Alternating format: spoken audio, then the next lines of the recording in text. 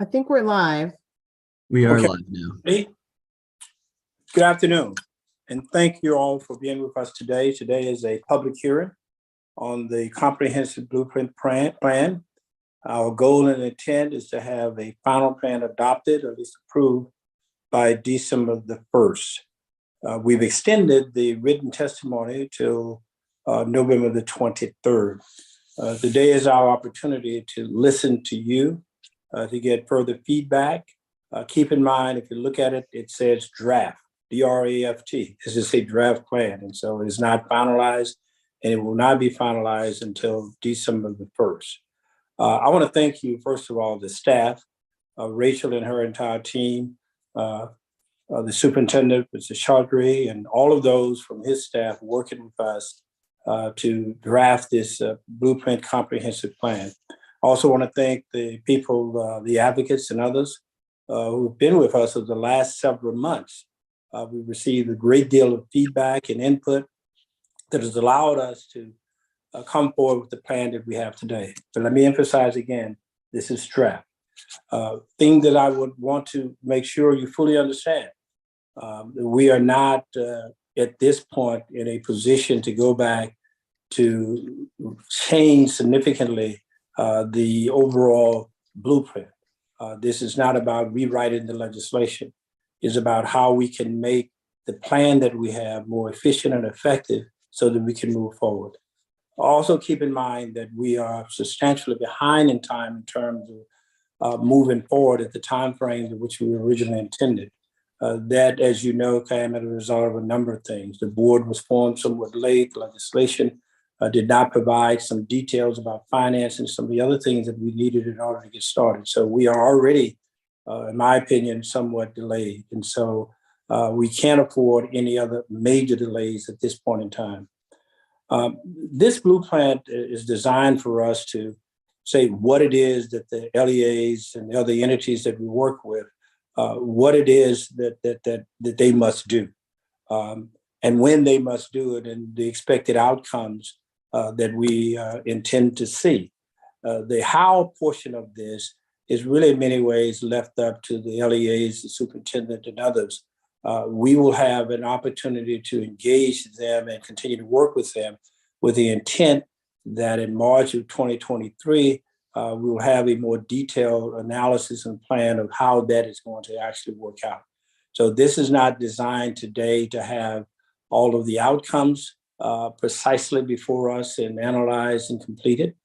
Keep in mind, this is a 10-year plan. We want to get the foundation started in the most comprehensive way as possible. There's the potential that we may augment and change things as some of the further analysis and some of the research that's ongoing now will allow us to do so. But today is an opportunity to hear from you. And we anticipate testimony on two fronts. One, that is basically the blueprint itself, as well as the other components that we will have, the criteria for success that came out last week. I hope you've had an opportunity to see that, and you look at both of those together, you can have a pretty good idea of where we're going. I'm going to ask Rachel at this point in time to explain how we're going to proceed today, Rachel, the time frames and what they have to do in order to engage as effectively as possible. Sure. So we will be calling each person to speak, and we would ask you to turn on your camera and unmute at that point. And you will have 3 minutes to speak. When you have 30 seconds left, you will see in the chat box that you have 30 seconds left. And then also when your 3 minutes are up. We appreciate everyone being here, and we will try to be as efficient as we can be. Okay, just one last reminder, 3 minutes, not designed that's when you start to close, that's when you close. Finish, 3 minutes. We'll give you that warning, so please adhere to that so that we can hear from everyone today. Again, you have an opportunity to provide additional feedback up until the 23rd of November. So let's get started. Are there any questions or comments from the board members? Could please identify the board members who are here, if you can, Rachel? Sure. In addition to yourself, we have Vice Chair Kerwin, Mr. Manco, Dr. Doss, Dr. Lynch, Dr. Stapleton, and Mr. Harris. Thank you. Okay, let's start with our first witness today. The first witness is Coleman Heddleman. Oh, Buzzy. Thank you. I'm also Buzzy Heddleman, former member of the Kerwin Commission. I have great respect for the AIB. Know the deck is stacked against you in ways. Know we are discussing a draft and have confidence that you will address concerns.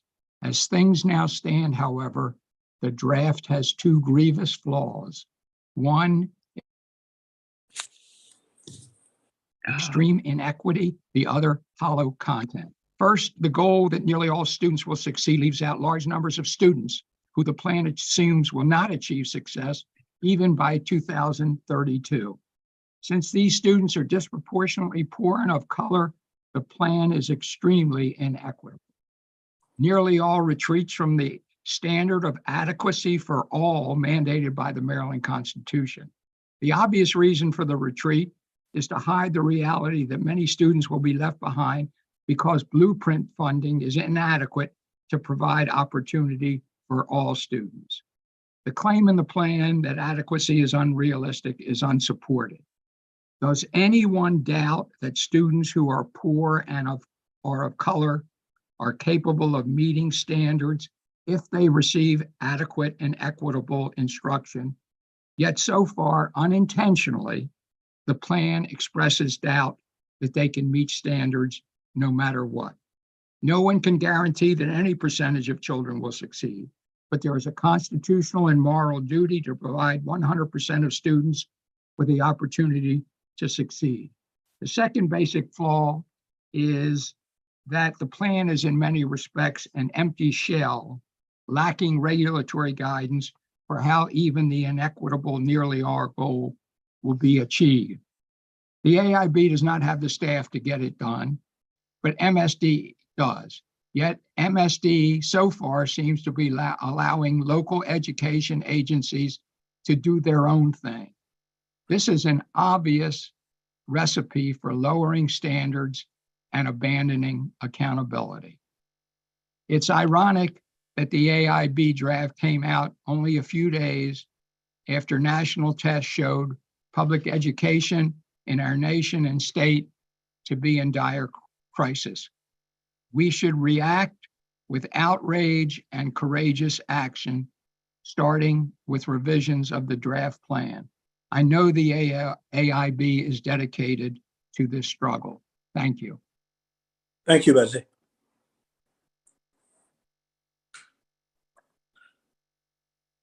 The next person to testify is Shamoya Gardner. We'd also indicate, Rachel, that we have Buzz's comments in writing. I want to thank you for your presentation. We will look thoroughly into both your testimony today and what you provided for us in writing as well. Thank you. Thank you so much.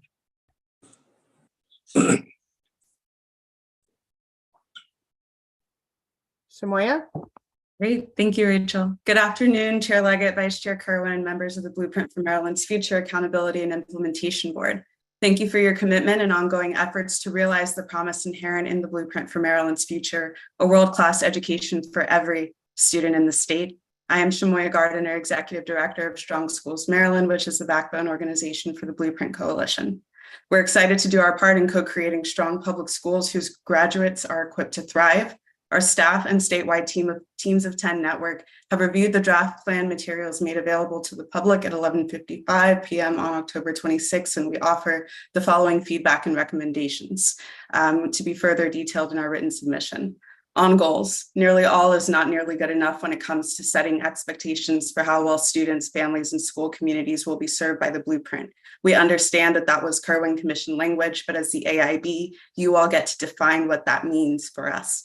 The law calls for a transformation of Maryland's public education system. The Blueprint implementation plan therefore requires a transformative vision if it is going to deliver on that promise. The plan gives no indication that the AIB has seen the largely subpar student and trauma behavioral health reports, heard about the misapplication of the community school strategy, is concerned with the quality of school community engagement that occurs in the local implementation planning process, or is aware of the fact that many Blueprint implementation coordinators are doing this work in addition to another full-time role.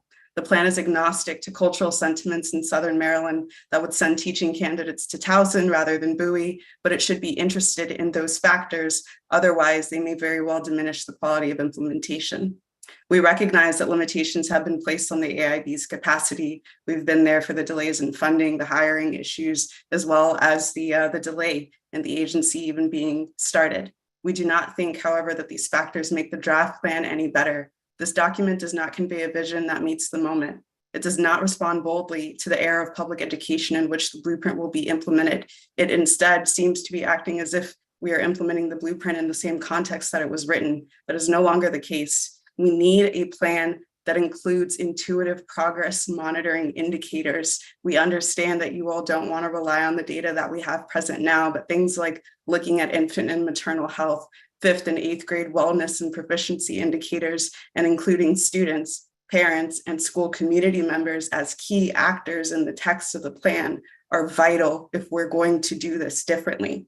We highly recommend that the AIB also pursue an active research agenda that includes and is not limited to plans to track post-secondary progress with longitudinal data, investigation into retention strategies for all educators of color, documenting the Blueprint return on investment for members of the public, and accelerating the expansion of family support centers.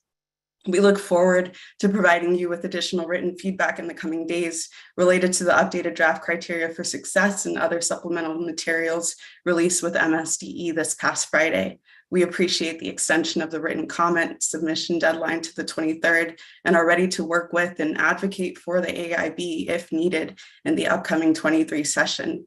Thank you for your commitment to our collective future and for implementing the Blueprint with fidelity. Thank you.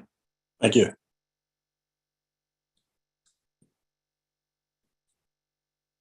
Thank you. Next is Catherine Carter.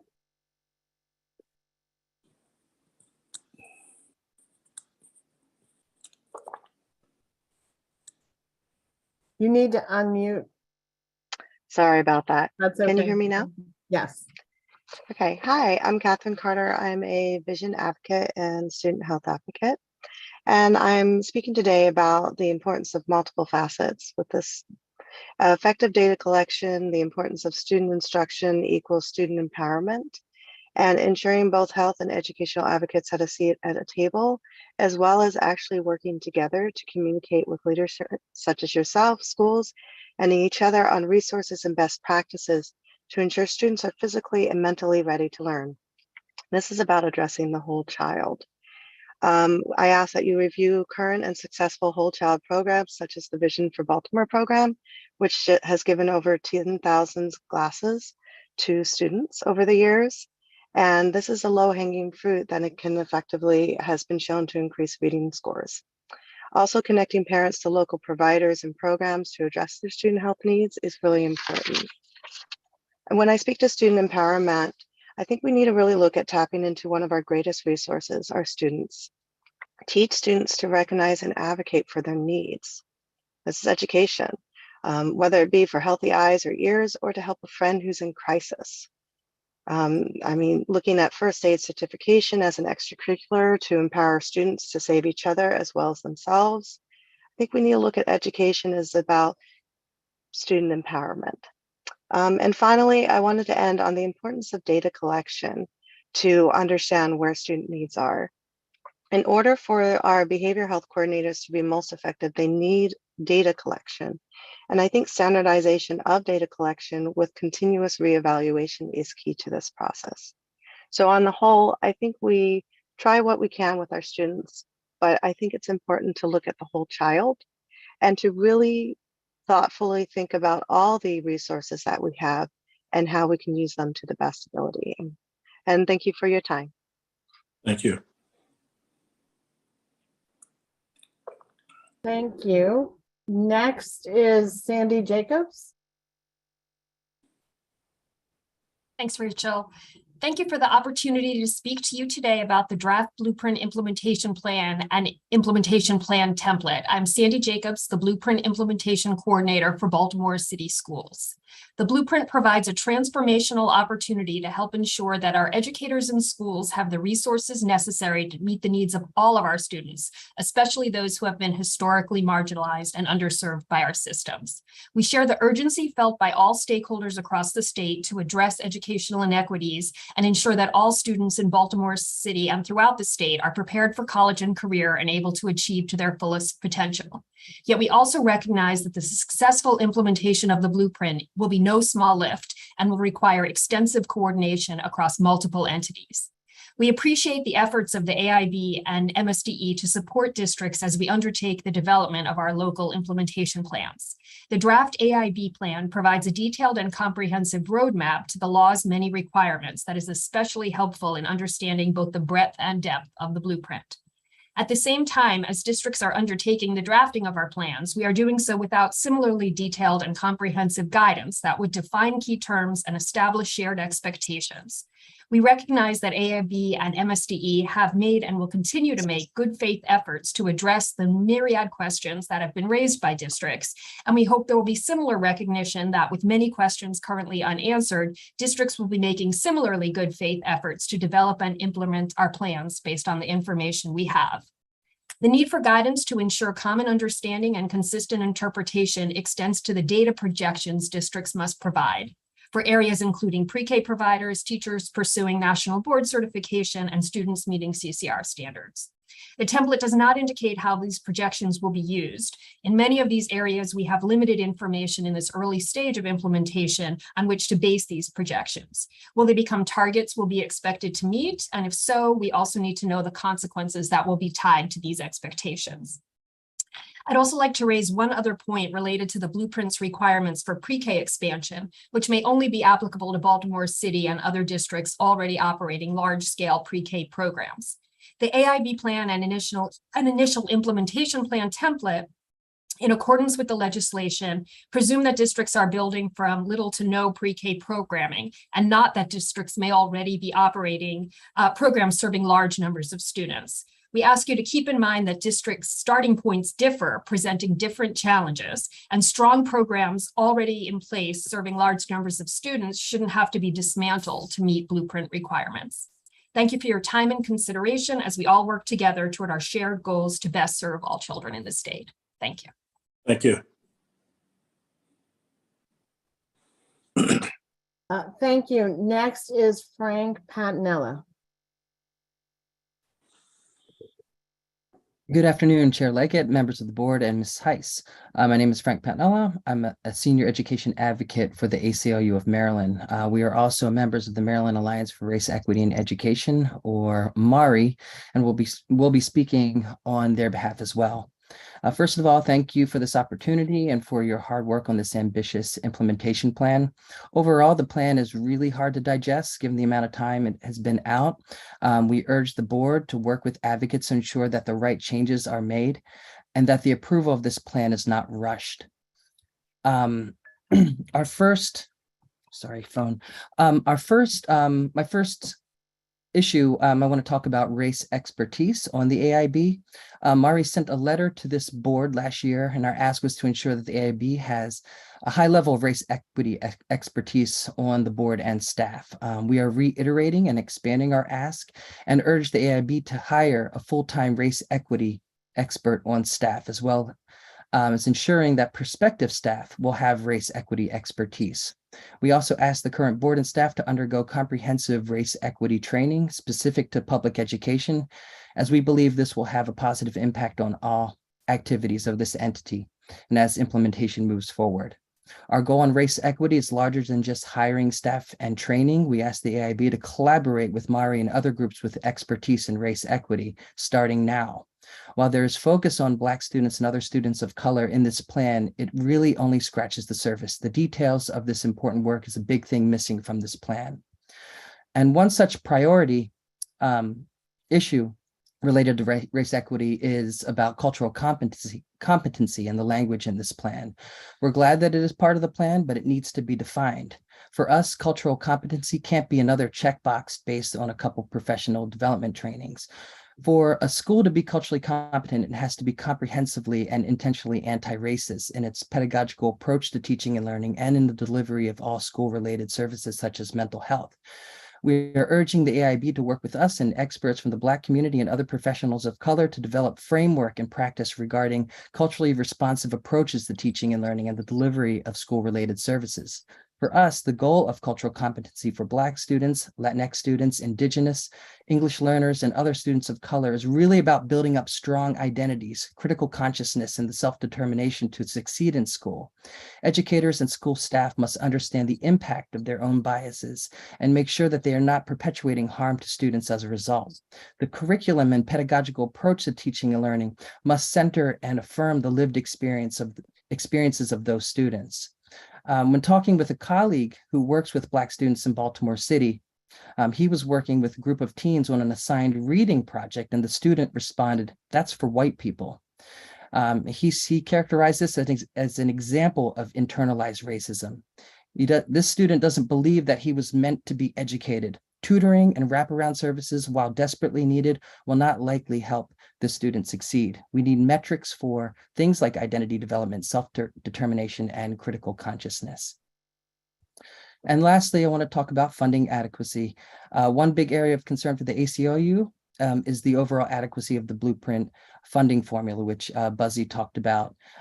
We know from DLS's report that there's a big hole in funding adequacy, and we're unsure as to whether or not the Blueprint formula will address those gaps in funding. There are certain districts, especially the lower wealth districts, that are standing in deeper holes than the higher wealth districts, and this will impact those districts' ability to implement the Blueprint plan. So we're asking for a funding adequacy analysis of the Blueprint program, and to be bold and not afraid of recommending that these flaws need to be fixed so that we can meet that constitutional standard of funding adequacy. Thank you.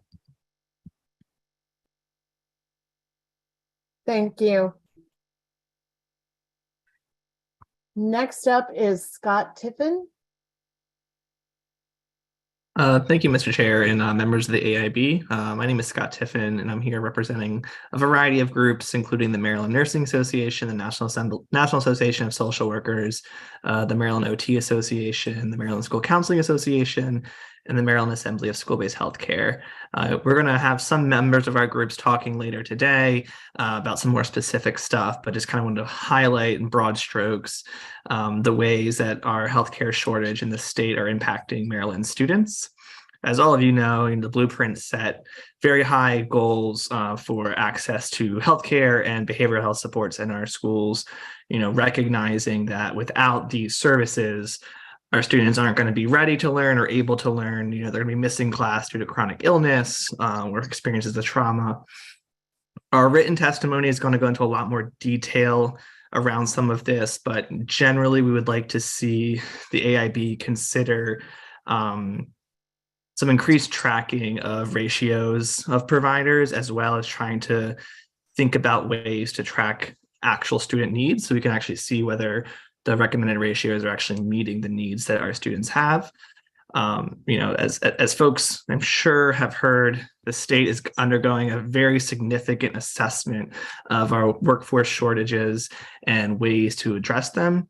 But one thing that has repeatedly come up in conversations that I've been a part of with members of the General Assembly is that we need really good and consistent data collection about healthcare services. And this isn't a school-specific problem, but the only way we're going to get this data that we need at the state level is if all sectors that touch healthcare are collecting all the data they possibly can collect around these issues. One other issue that I wanted to flag is that it may be helpful for the AIB to consider working more closely with the consortium on community supports and just trying to make sure that all of our efforts related to behavioral healthcare are kind of going in the same direction, just so we're not, spending money on different ideas.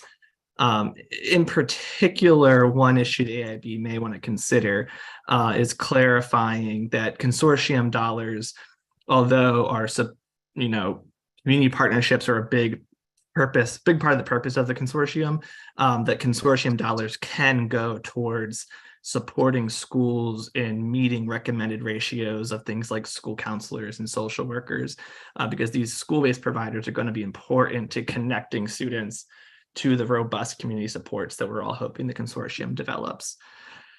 Finally, I just want to highlight, I know that at this point, the AIB is taking very seriously their responsibility to implement the blueprint as written, but we just wanted to highlight that it may behoove the AIB to start thinking about down the road ideas related to recruitment and retention of school-based providers, just so we can start thinking about the data we need to actually help the AIB make those solutions. And we always stand ready to help support you guys in thinking through some of that data. I appreciate the time.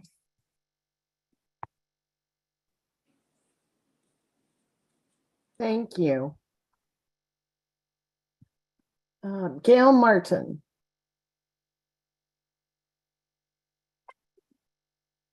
Thank you very much. Good afternoon, members of the AIB and other folks in the room. My name is Gail Martin. I'm here representing the NASW Maryland chapter as chair of the Social Work in Schools Committee.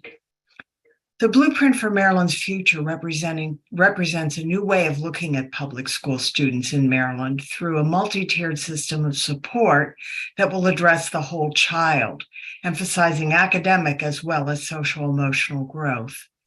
I'd like to echo what Mr. Tiffin just said by suggesting that the AIB consider tracking the ability of local school systems to meet these needs by collecting data about the ratio of school social workers to student populations. Just as class size is important in teaching, these ratios are important in assuring the availability of support for students and families. For school social workers providing services through an MTSS lens, the Commission on Innovation and Excellence in Education suggested a ratio of 1 school social worker to 400 students. But according to a recent report from the National Center for School Mental Health, Maryland's ratio was 1 school social worker to 2,324 students. Furthermore, for students with intense needs like those in our concentration of poverty schools, that ratio should be closer to what's recommended by the professional organizations like NASW, which is 1 social worker to 250 students. Because of this, we're also urging that the AIB include the reporting of school social worker to student ratios as part of the needs assessment completed by concentration of poverty schools, particularly in systems where the funding for them is disaggregated and the system-wide needs are higher. Finally, I'd like to alert you to the fact that school social work is indeed currently experiencing national and statewide staffing shortages.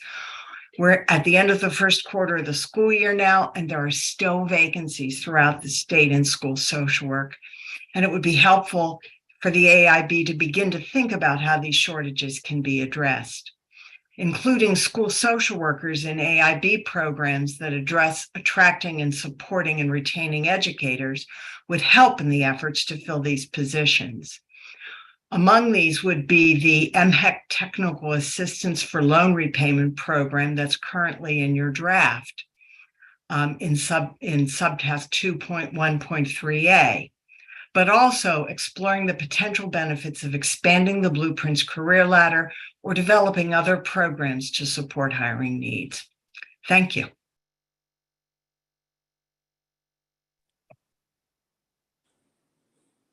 Thank you.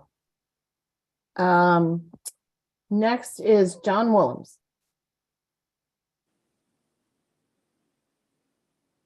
Good afternoon, Chair Leggett, members of the Accountability and Implementation Board, and Ms. Heiss. John Willems, representing the Maryland Association of Boards of Education on behalf of all 24 local boards. MABE strongly supports the blueprint for Maryland's future, greatly appreciates the work of the Kirwan Commission, legislature, AIB, and State Board and MSDE, but there is much great work going on at the local level as well. Local boards know and appreciate that our local blueprint coordinators, our CFOs, academic staff are working tirelessly on blueprint implementation. This work has benefited from close collaboration with the AIB and MSDE, and all agree that blueprint implementation must be as transparent and collaborative a process as possible. In this light, we know it's imperative to have a high-quality state implementation plan, a template for LEAs to use in crafting their high-quality local implementation plans, and criteria developed by MSDE for plan review and approval by the AIB. These documents, very recently released for comment, are essential to effective local board governance and leadership on community engagement on transforming public education over the next decade in the blueprint's major policy areas. Accountability for student learning and the success of all students is where the buck stops for local boards and the AIB itself in exercising its new statewide governance role. We share that responsibility. May believes the plan itself appropriately balances clearly identifying the law's mandates and objectives and timelines, of which there are many, and recognizing the need for baseline data, the development of clearly understood measures of progress in every policy area, and essentially everything that needs to be required in these documents. It is a daunting amount of information to consider. We agree that the work is very incomplete at this point, and it will be challenging and even contentious going forward, but it must be done, again, collaboratively and in consultation with all parties. This work's needed to inform everyone, not only of the blueprint's big picture magnitude, but also the hundreds of pieces of the puzzle local boards and others are carefully piecing together to form that big picture. While the plans expected of each school system are uniformly comprehensive and complex, MABE wants to emphasize that the size of our school systems, staffing and resources available to each local board and central office are far from uniform. In fact, most of our school systems are relatively small and already challenged to devote the time needed to develop their implementation plans and roll out the significant parts of the blueprint that are already underway. And so we're even that much more concerned with the specter of meeting the planning and reporting requirements, which of course are in addition to actual implementation. And I think that's worth noting. For completing the plan and meeting the reporting timelines and deadlines is different than actually implementing the reforms called for by the blueprint. And then there's the community engagement work, a key role, the key work of school boards. I think we've got to close it at this point. So why don't you just go ahead and summarize? Okay, to focus on student achievement for all students and community engagement. And for that work to be successful, we need high quality state implementation plans that are efficient and able to be implemented at the local level for all of the 24 school systems. Thank you.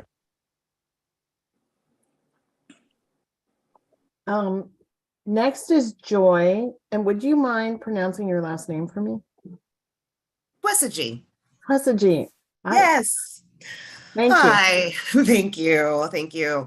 My name is Joy Twesagy. I am a proud parent of a third grader here in Baltimore City. Goes to Medfield Heights Elementary School. And I'm also here to represent the Maryland Assembly on School-Based Healthcare. And we really appreciate the opportunity to provide feedback on the draft blueprint, comprehensive implementation plan. And in addition to ensuring high quality education, the work of the AIB will ensure that Maryland students have access to the health services necessary to succeed in school. So we support the AIB's inclusion of the requirement that MDH report the results of the school-based health center assessment to the AIB, and that the MDH uses the results of the assessment to support an equitable distribution of school-based health centers. We believe it's truly important that the state expands access to school-based health centers to improve access to care. We'd like to suggest that it could be helpful to make clear that MDH should coordinate with local school leaders when making decisions around the placement of school-based health centers. The success locally and nationally of school-based health centers is that they are a local choice and they are driven by local and community engagement. And we want to make sure that that continues to happen. The LEAs are required to develop plans to expand the behavioral health services and ensure that schools without a school-based health center will organize response plans to connect all students to community-based behavioral health. However, not all school-based health centers are set up to provide behavioral health services. So it may make sense to modify this requirement to ensure that LEAs are considering the capacity of their school-based health centers while developing their behavioral health plan.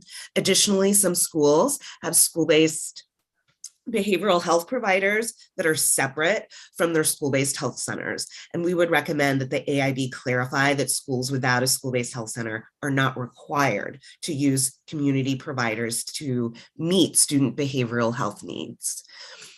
Finally, we would like to encourage the AIB to increase the reporting related to the use of concentration of poverty personnel grants. So these grants are intended to increase the capacity or increase the presence of a full-time health presence at each school. And we understand that there is a national, international shortage on healthcare workers, but we would like there to be increased reporting on whether or not these positions are filled, and if not, why.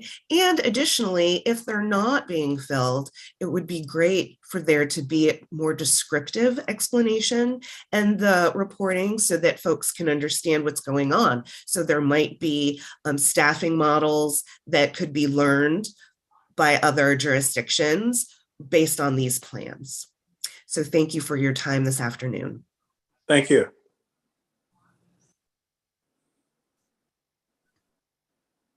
Next is Senator Carrozza.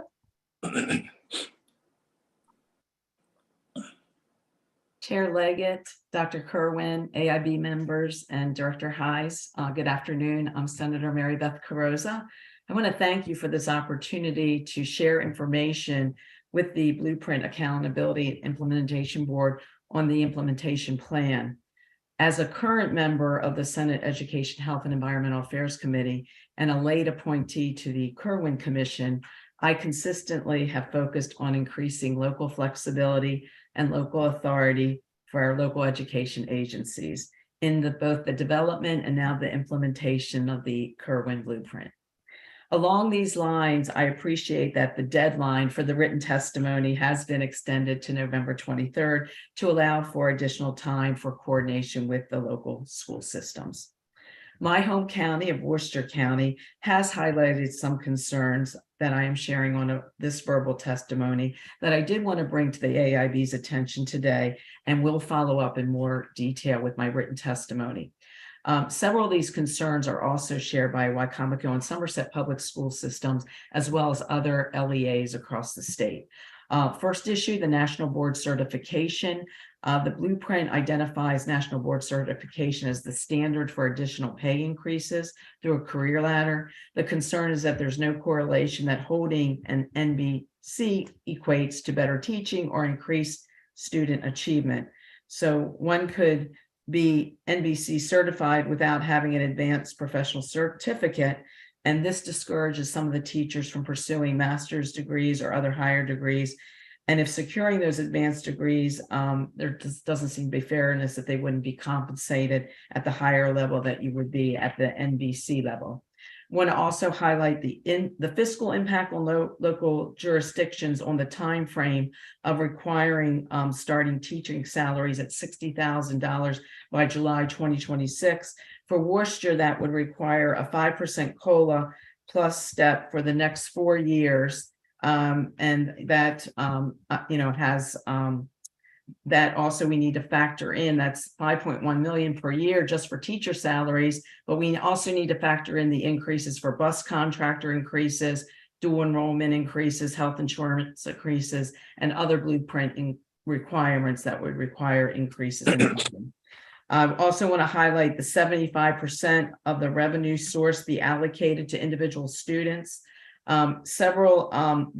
Couple issues with that. My understanding is that the accounting software system used in some schools are not set up yet to do this. I understand MSDE may be working on a system, but there's some, not sure what the timing of that would be. So that could have a negative impact on our LEAs, as well as the difference in teaching salaries with beginners and seniors to meet that 75% requirement. It may mean that superintendents and local board members may be forced to relocate staff, and that would be concerning with the impact of a statewide teaching shortage across the board. The new requirement that a teacher is limited for teaching 60% of the time in the classroom, with the other 40% writing curriculum and other duties. The concern is that will require additional staff and increased costs at a time, again, when we have a statewide acute teacher shortage. I wanted to highlight a concern from Wicomico County on pre-K expansion, which we all support, and Wicomico has been a leader on that. But the concern is that with the limited number of childcare providers, that we have to factor in both space in the schools and staffing to meet those goals. I also want to associate myself with the comments of MABE to support a phased-in approach of these implementation plans, again, to give more local flexibility to our local LEAs. Bottom line, that I believe we need to make the planning workload more manageable, especially for our smaller systems. Again, to emphasize local flexibility and local authority, the magnitude of the plans and the reporting requirements do stress these local school systems, especially in the systems that have smaller central office staffs. So I would be requesting that we simplify the process as much as we can. I also wanted to let you know, I spoke with my colleague and friend, Senator Addie Eckert, earlier today. She wanted to pass along some concerns that she's hearing from childcare providers to simplify the grant application process. She's hearing from providers that it's a complex process, and she asked me to pass that along to you. I will continue my visits with our local school systems and share that information with the AIB. And again, I appreciate the extension on the written testimony and look forward to continuing to work with you in support of our local education associations. Thank you. Thank you, Senator. Rick Tyler.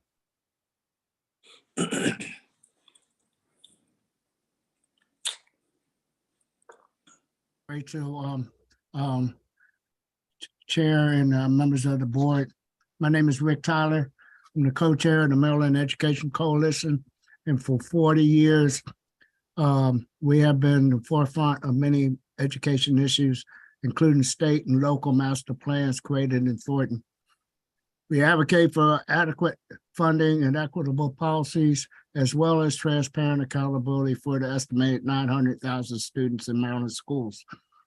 BEC believes that external community engagement in the decision-making process and collaboration with staff is critical to the delivery and oversight of a quality plan. Regarding the format, organization, transparency of the drafts, we ask the following. Use the line items, including timelines in the pillar graphic documents as the headers and subheaders in the main draft. Create a detailed table of contents with links to the reference pages. Use more universally understood terms such as goals, objectives, strategies, and action items. Be more specific about defining and ensuring external community engagement. Show the funding source and estimated cost for each major line item. We have some comments regarding some of the pillars, and some of our member organizations will get into further detail on some of these. Regarding the KRA, should have multiple criteria assessments and not be the only tool used for the evaluation to determine kindergarten and social emotional readiness, disabilities, gifts, talents, or skills. Create flexibility with the 30 and 50% goals for public versus private early education facilities mentioned earlier. Increase the number of teachers from Maryland to at least 60% of all teachers. Expand access, recruitment, and enrollment in high school teacher academy CTE programs to expand the source of additional teachers. Additional language must be added for science and social and civic core subjects as defined in the blueprint and state policies. World language and the arts are also core subjects and need additional language in the plans. Where applicable, the required graduation requirements and co-model regulations must be more specifically added to the college and career-ready requirements. In Pillar 4, we ask for more robust and appropriate outcome measures which are needed to be aligned with the federal full-service community schools grant program. The AIB also needs to make sure that the letter of the law is not betray the intent of the policies. We thank the board for the plans and the extension.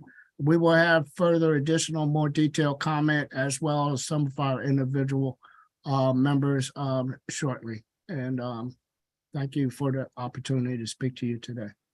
Thank you.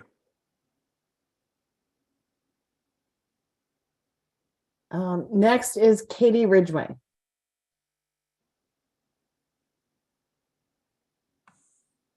Good afternoon. I am Katie Ridgway, Director of Strategic Initiatives for Harford County Public Schools, and I am proud to also serve as the Blueprint Coordinator. When I began this endeavor, I was struck by the dichotomy of my colleagues' tones when discussing Blueprint implementation. They were both excited about the opportunities and anxious about the details. Overall, a theme emerged. Everyone wants the same thing, to improve student outcomes and experiences. We all want to implement the blueprint with fidelity that actually impacts the lives of our students. I ask that members of the AIB, leaders at MSDE, advocacy groups, and boards of education remember in the coming months that first and foremost, we all want to implement the blueprint successfully and sustainably. We all want to improve the lives of our students. With that, please consider the following as you work with us to enact change. For Pillar 1, many districts are starting from zero with regard to private providers. In Harford County, we have no centers and only 2 family providers with 6 seats. So meeting a percentage of private seats is a monumental task. We want to focus on increasing the number of students attending pre-K rather than a percentage of private versus public programs. I do appreciate that there is a waiver process in the implementation plan and template. We will also need to all work together to advocate for capital investment in our schools to add the necessary number of pre-K classrooms to truly reach our earliest learners. For Pillar 2, please consider working with MSDE to have a default career ladder for districts who cannot reach agreement with their teachers union. Thank you for having a phased-in approach to the career ladder in our written plans. Moving forward, please keep negotiation timelines of the districts in mind when setting deadlines, definitions, and new guidance for the career ladder. If any legislative changes are proposed, please consider incentivizing those with special education certification to work in special education classrooms. For Pillar 3, we want to increase student opportunity, not create barriers. High school students who have not met the CCR standard should always be able to enroll in post-CCR pathway courses if those courses are determined beneficial to the student in their individualized support pathway plan. The language of task 3.3.2a indicates otherwise. For Pillar 4, HCPS is committed to community schools, but currently there is no funding for small and medium counties to hire supervisory leadership for the community schools. Please consider funding mechanisms for districts to hire leadership in this area to effectively implement community schools. Funding for leadership support for blueprint implementation is important in many other areas too, as the new initiatives require guidance for the efficacy of the work. Finally, It would help our local implementation planning, budget processes, and local funding requests to have a breakdown of the foundation formula. I appreciate your consideration and the monumental task ahead of this board and all of our local boards. Thank you very much. Thank you.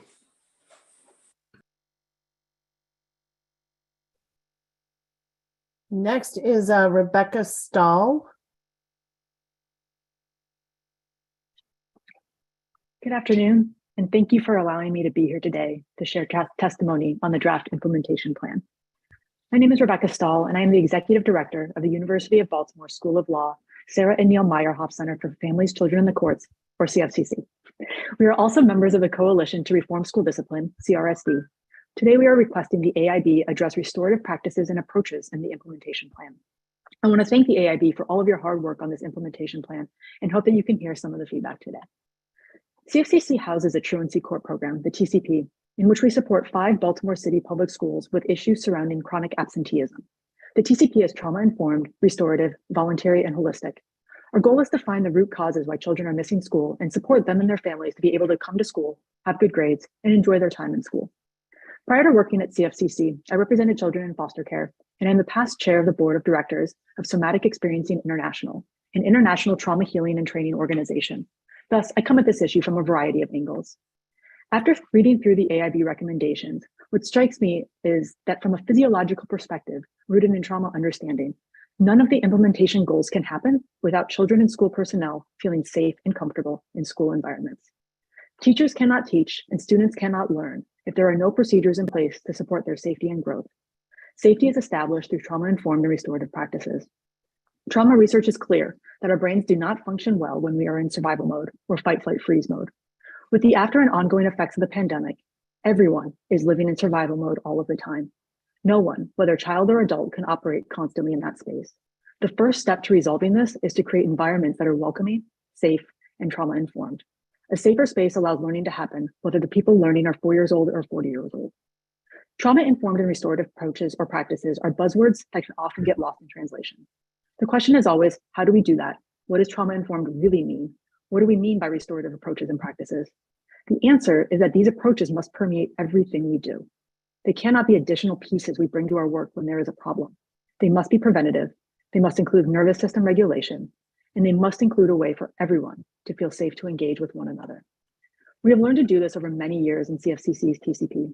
We have run the TCP for 18 years and served more than 3,000 students in Baltimore City, Baltimore County, Montgomery County, and Anne Arundel County.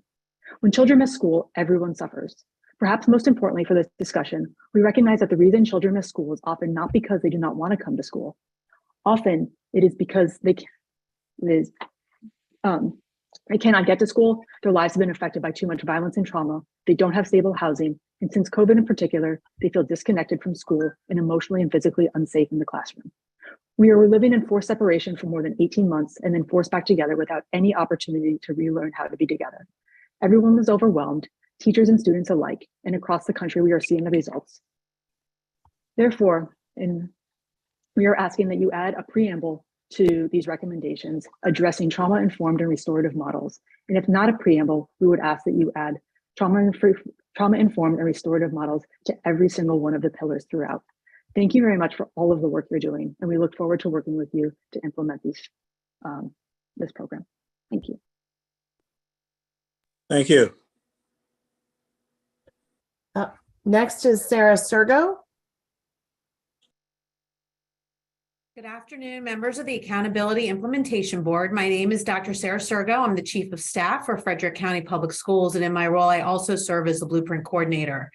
And at the local and state level, I stand alongside my colleagues, many of whom you are hearing from today, and feel comfortable to share that we all have many of the same celebrations and cause to pause as we strive to implement the blueprint.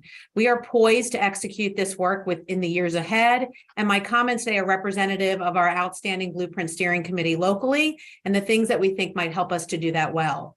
In Pillar 1, like many of our partners, we see two primary challenges: facilities and staffing. We have the desire to expand our pre-K programming, but FCPS is currently at 100% or more utilization in all of our buildings. We have additional program expansion needs, but nowhere to put students. We have innovative ideas about how we can design and provide spaces in non-traditional ways, but we need the funding to do so. We are asking for the pre-K expansion to be a funded mandate, and we need construction money to do that. And we're also asking that for a standard for expansion focus on how we can encourage private provider participation versus a percentage of slots to be private. Last, given the ongoing space constraints, we're hoping that we can request a delay of 3-year-old participation and sliding scale implementation.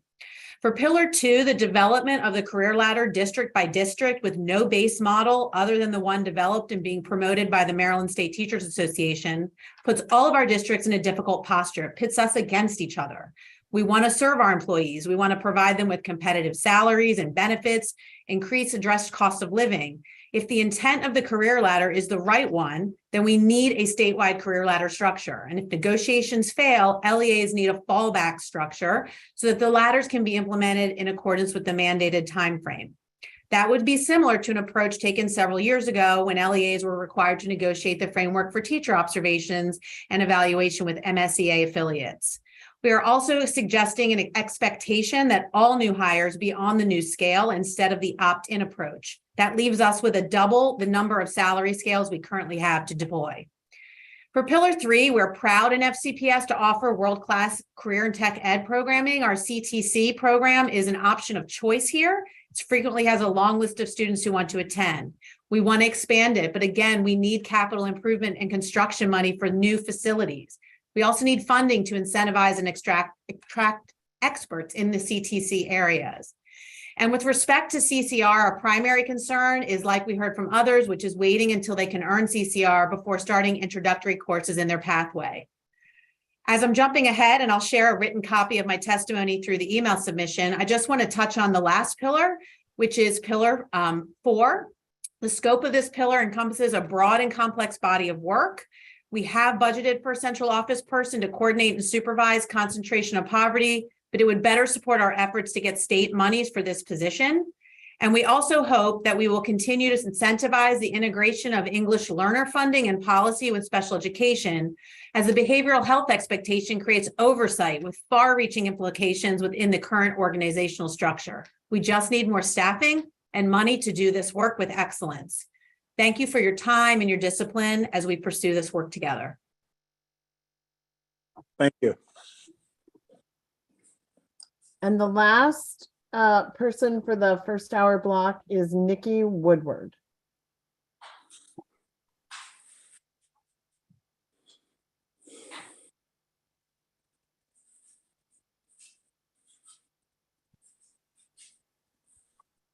Good afternoon. My name is Nikki Woodward, and I have the honor of serving as the Vice President of Montgomery County Education Association. In my role, I support the blueprint across various of the pillars. I am here representing over 14,000 members of communities across the county. And today I thank you, Chair Leggett, and the Accountability and Implementation Board for the opportunity to speak about why implementing the blueprint for Maryland is so crucial. And there are modifications needed to ensure that children of Maryland and the profession of education are actually uplifted in the way in which we know it is designed to do. The first pillar of the blueprint is early childhood education, the foundation of everything. Under the blueprint, we will see significant increases in publicly funded all-day pre-K for 3 and 4-year-olds, as well as increased access to early child care for our low-income families and fully funding the Montgomery County Infant and Toddler Program. There needs to be measures put in place to ensure that there are equitable service delivery across private and public settings. As an infant and toddler educator, hearing the improvements for the expansion for infants and toddlers just brought music to my ears, because it means that we will be working to ensure that every child and their family receive programs needed.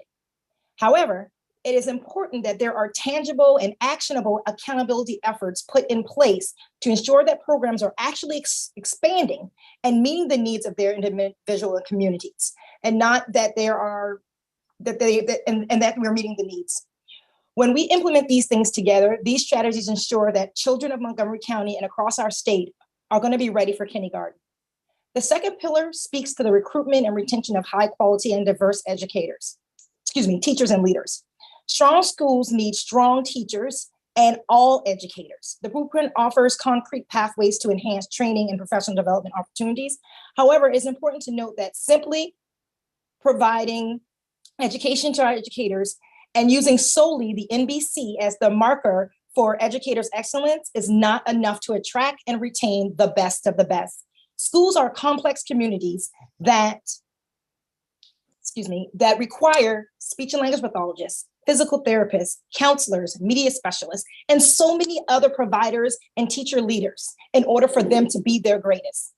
This is the foundational challenge that we continue to see in the plan and needs to be addressed to ensure that we acknowledge all educators that are impacting the student learning that happens every day in school buildings. The third pillar I'd like to focus on is college and career readiness. Our union just elected Julie Yang to the Montgomery County School Board. Julie is a college and career counselor from Magruder High School who was so impactful in building relationships across her students and in that community. Public education is designed to prepare the next generation of citizens to take their place in the world. And the Blueprint of Maryland ensures that students are staying on track and have we're up in terms of the time. Thank you very much. Have until the 23rd to submit the completion of your testimony. Thank you so very much. Yeah. Thank you. Okay, if we could ask everyone who has already testified to leave the meeting. I know there are a few who are in here who have not testified yet, so please stay. And then we are gonna let the folks in who are signed up for the 2 to 3 p.m. block.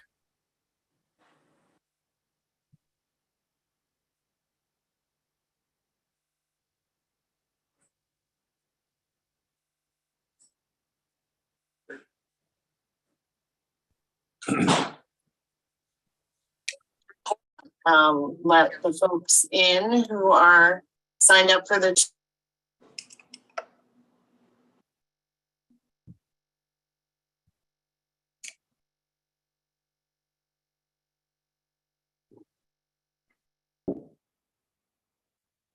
We're all connected here now, Rachel?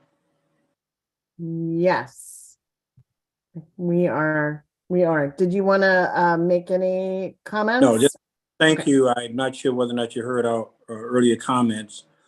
Just to reemphasize, we really appreciate your work, your participation with us throughout the entire process. You have until November the 23rd to submit any written testimony. We'll take that into consideration. We hope to have a plan, the full plan, ready by the 1st of December. We ask that you stay close to the time frame. In fact, you have 3 minutes, and we're going to adhere to that as best as possible. Thank you. Okay, first up is Senator Rosapep. Thank you very much. And thank you very much for all the work you're doing. I looked at the entire draft and it's terrific. Obviously, you're going to get some comments from folks and going to make some tweaks, but having been involved in passing this legislation, I'm just really pleased with how it's going. I want to make a couple of specific comments about the CTE section because I worked with the CTE work group in the Kirwan Commission, and I believe the draft faithfully reflects the intent of the commission and the intent of the law. There are a couple of individual points that I want to make. First is, this is a big change in CTE. It was intended to be a big change in CTE. The Kirwan Commission found that 2/3 of Maryland high school graduates earn no degree of any kind by the age of 25. So we're talking about something that's relevant for most of our high school kids. The law itself says that by 2031, 45% of our high school graduates should have completed the high school level of an apprenticeship, and that's reflected in your plan. The most important tweak that I'm suggesting, and I've shared language with your staff, is the intent of the law was that the 45% of high school graduates should have completed the high school level of a registered apprenticeship. A registered apprenticeship is an industry recognized credential by definition. And therefore the language I think should be clarified to make clear that high school level registered apprenticeship is the goal. If they are not available in particular years, and it will take some years to get the number of apprenticeships we need, other industry recognized credentials could be acceptable, but industry recognized credentials that are not registered apprenticeships are intended to be Plan B, not Plan A. So I suggest some clarification on that. The second thing is the law intended and wrote that the Perkins money we get from the federal government, about $16 million a year, should be spent for the next 10 years during the period of Kerwin implementation on our CTE overhaul. The language in the law said we should get a waiver from the federal government. It turned out we can't get a waiver from the federal government, but it turns out we can do it ourselves. And so I would encourage you on the Perkins funding to come up with an approach to make sure that the Perkins funding for these next 10 years, this $16 million a year, is under the supervision of the CTE committee. That was the intent of the law. That was the language of the law, but the mechanics to make it happen is not quite there yet. So that's an area I think that could be improved. And the last area is in discussion of career counseling and school counseling relevant to careers. The draft suggests that MSDE should be doing this training. I frankly think MSD has too many other more important things to do in so many areas that are in their wheelhouse. Career counseling is about careers. The Labor Department is about jobs and careers. So I would suggest that the training, both for regular school counselors and for the new cadre of career counselors that are going to be set up under this law, be designed and driven by the Labor Department rather than MSD. Those are my suggestions. Appreciate all your work and happy to answer any questions. Thank you so very much, Senator, and thank you for your participation on the original plan itself. Thank you. Next is Sonia Lawson. Good afternoon, Chairman Leggett and the others on the Accountability and Implementation Board. My name is Sonia Lawson, and I'm representing the Maryland Occupational Therapy Association. The Maryland Occupational Therapy Association, or MOTA, appreciates the opportunity to comment to the AIB regarding the draft Blueprint Comprehensive Implementation Plan. MOTA believes that the AIB's efforts to ensure a transparent development process will result in the best possible plan. As some of you may know or may not know, occupational therapists play an essential role in ensuring that students with disabilities receive a free, appropriate public education as required by IDEA. Although when most people think of special education, they think of education-related accommodations like extra learning time, but many students also need health-related services such as occupational therapy to fully engage in school. There are various ways an occupational therapist can assist a student with a disability, whether it is helping the student develop the skills needed to hold a pencil or a pen, teach coping skills that target behavioral health needs, address sensory processing issues that impact learning, or provide assistive technology to allow students to engage in the classroom. Many of these issues grew during the pandemic, and occupational therapists provided assistance with technology and behavioral health strategies to create a more inclusive online learning environment for those with disabilities. Across the state, there's a lack of school-based occupational therapists and occupational therapy assistants to adequately and efficiently address the needs of Maryland students, especially those in rural areas such as those on the Eastern Shore and in Western Maryland. School systems have had to resort to hiring occupational therapy practitioners through staffing agencies, which incurs a greater cost in time and training and also cost and salary. And these agency therapists do not ensure continuity of services, as many are employed for 3 to 6 month contracts. The Blueprint for Maryland's Future Educate for the Future created record funding for early intervention and special education to ensure that all students are able to benefit from the world-class education promised by the Blueprint. We are grateful that the draft plan lists availability of service providers for students with IEPs or 504 plans as an implementation consideration under Pillar 4, but we recommend that the AIB include more explicit tracking of the need for IEP-related service providers, such as occupational therapists. Because students with IEPs and 504 plans are not evenly distributed throughout the state, there has been ongoing difficulty in developing metrics for the ideal number of occupational therapists. It would go a long way towards helping to assess the shortage of providers if the AIB collected data on the number of Maryland students that receive OT services as part of an IEP or 504 plan. Additionally, MOTA has concerns that the availability of occupational therapy practitioners may be influencing county decisions on how occupational therapy services are provided to students pushing therapists to use groups over individual sessions to reach all students on IEPs. MOTA school-based members have reported hearing from families about having to augment the occupational therapy received in the school with private services, which is not affordable for many families. We request that the AIB assess options to evaluate the number of students needing OT compared to the number of students with occupational therapy services explicitly in their IEP. And we thank you for your consideration of our testimony. Thank you. Palomar Douglas.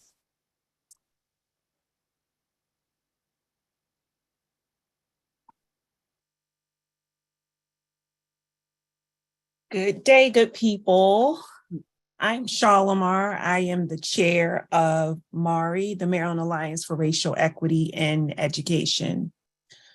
I want to start with saying that MARI, we are concerned that the AIB staff is not racially diverse. We spoke about this being a concern when we saw the slate for the AIB board. However, we trusted and stated at that time that we hoped to see racial diversity and geographical diversity when the AIB when the AIB board was being staffed.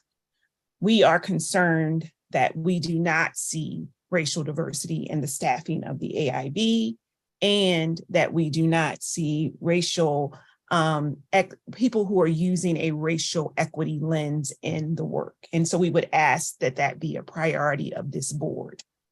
The document released on October the 26th does not read as a comprehensive implementation plan, nor did it visually look to us as a plan, but rather a reinstatement of the law and comprehensive notes from those working sessions this summer, which I want to note and say that those working sessions this summer from June to September were outstanding. It was a transparent process. It was an inclusive process.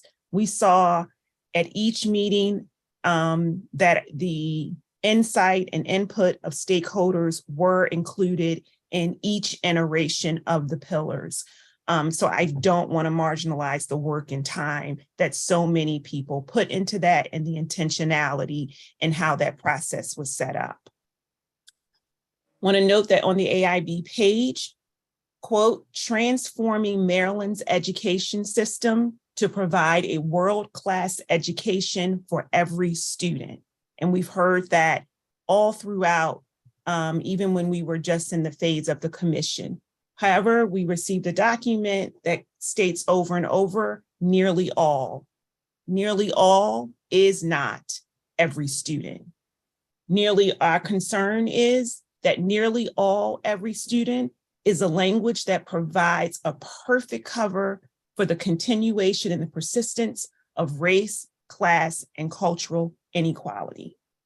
And my other statement I'll say really quickly is that Pillar 2, high quality and diverse teachers, we'd like to see that be turned into high quality and racially diverse teachers. Is evident that's what we're talking about. We keep seeing in the document historically Black colleges, Hispanic serving institutions, and minority serving institutions. So the diversity that we need and that we're speaking to, we should be explicit about it. Racial diversity. Thank you.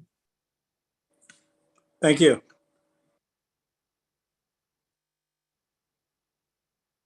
Next is Paul Capel.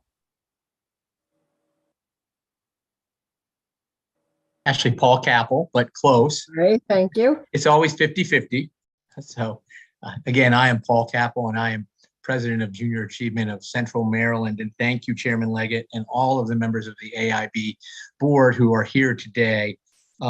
Just a few comments and support what is clearly a transformational and hopefully innovative effort to provide opportunities for young people to make sure that they graduate high school, either college or career ready. Junior Achievement, we work with young people K through 16 to provide them opportunities to build both their skill sets and mindsets so that they can transform the communities in which they live. For us, that is done with a focus on work and career readiness, but with a foundational support to entrepreneurship and financial capability. And in doing so, we work with young people every day to help them discover what's possible in their life. And we do this in helping them see the relevance of what they're learning in the classroom, which of course is very specifically aligned with the pillars in the plan that we are discussing today. For us here in Central Maryland, that is over 1,500 volunteers, 230 educators, 300 schools, and over 200 corporate and community partners. The reason that I think that is relevant for today's conversation were actually just highlighted by our previous commenter relative to the importance of scale and access for this plan to be successful. Junior Achievement is not the only organization that has the ability to go to this scale, but we do think that that is important as we have these discussions. We know the challenges that are faced by our local LEAs. As we've gotten feedback from our partners, you already have educators that feel overwhelmed with a current environment. And there's a significant risk that this is seen as one more thing that puts demands on our teachers, no matter how important we all think it is. So it will be important from the beginning to rally as many community resources, including the support of the business community and the future employers that we are preparing the young people for, as indicated in primarily pillar 3 of this plan. At JA, we have an intentional focus on college and career readiness, and we know that this intentionality can work. But that intentionality also includes, again, as our previous speakers have said, a diverse group of volunteers and business mentors that are supporting the outcomes of this project. At Junior Achievement, we know that when you look at a career and you look at future success, in order to be it, you have to see it. And the ability to have volunteers involved in programs like this will be vital. It will also include a reimagining of such things as what credentialing actually looks like, what workplace apprenticeships looks like, internships, and how we take opportunities such as career fairs and job shadows to scale so that all students have access to the opportunities that will be vital for the success of the plan. I thank you very much for your time today and look forward to being a partner as we all work together to move this forward. Thank you. Next is Nathan Farrell.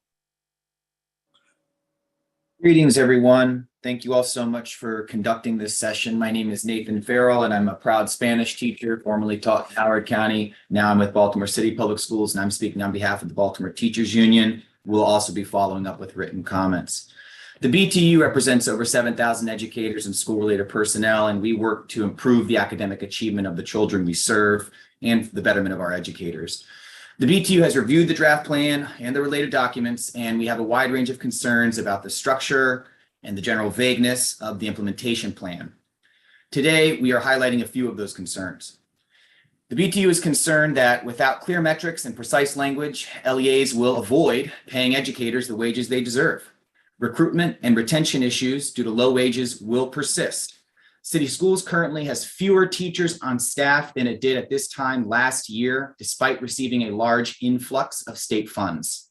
The AIB should provide clear definitions on terms like starting salary and salary increase that align with the spirit of the law.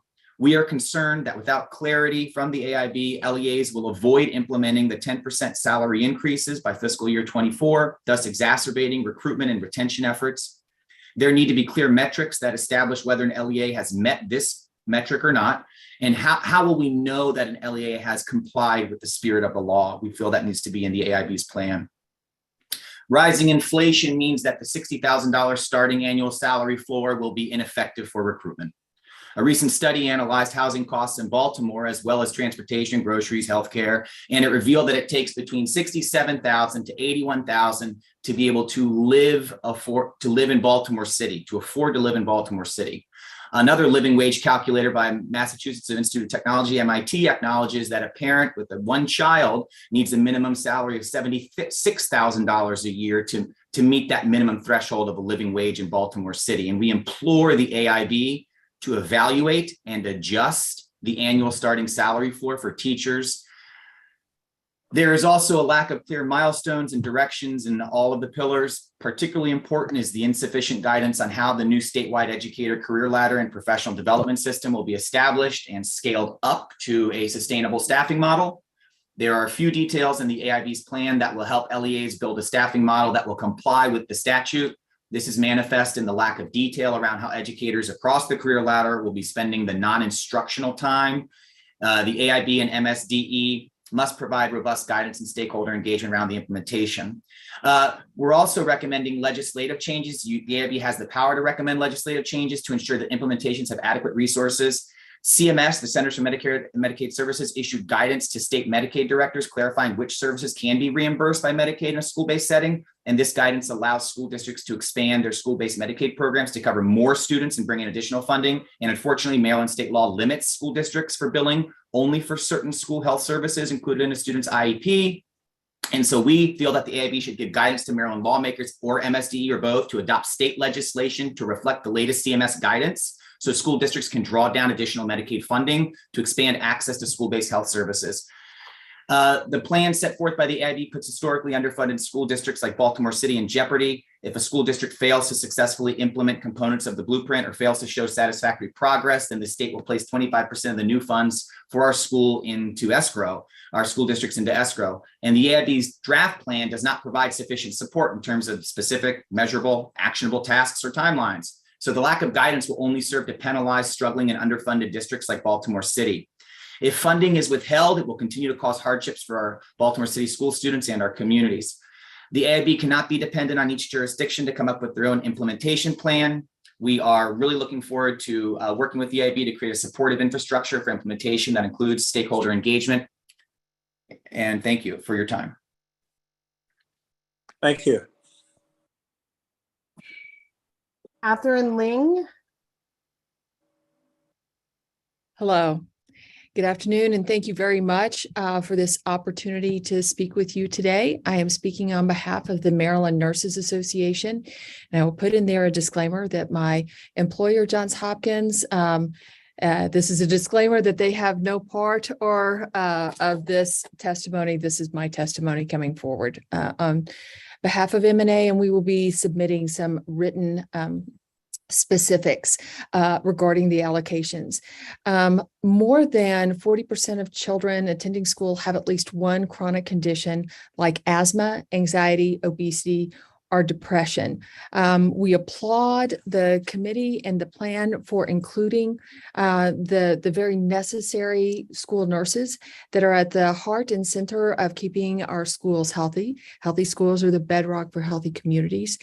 Going forward, we do have some concerns, however, about some of the languaging about allocation, that it leaves the door open for excess personnel funds to be used for wraparound services or to go into other services. Nurses now, we know that there's a shortage of nurses. I'm involved in educating, and I can tell you there's a shortage of nurses across the board.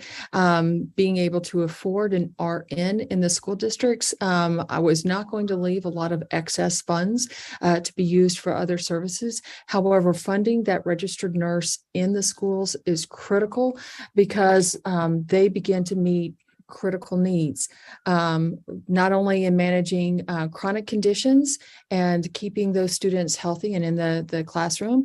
Students also have acute needs like monitoring post-concussive care and scaling up their ability to begin engaging in learning.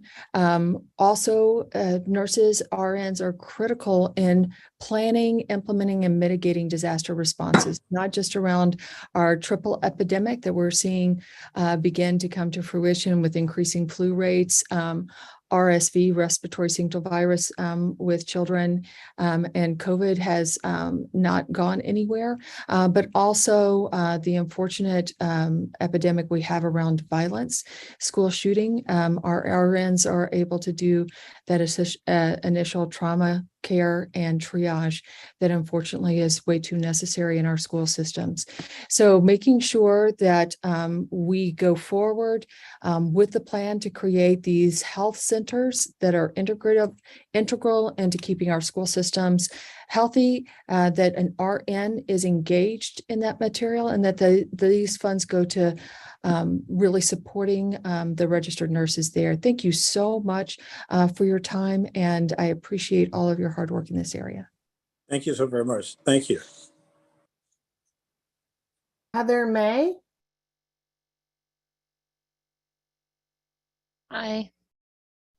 Hi. Thank you.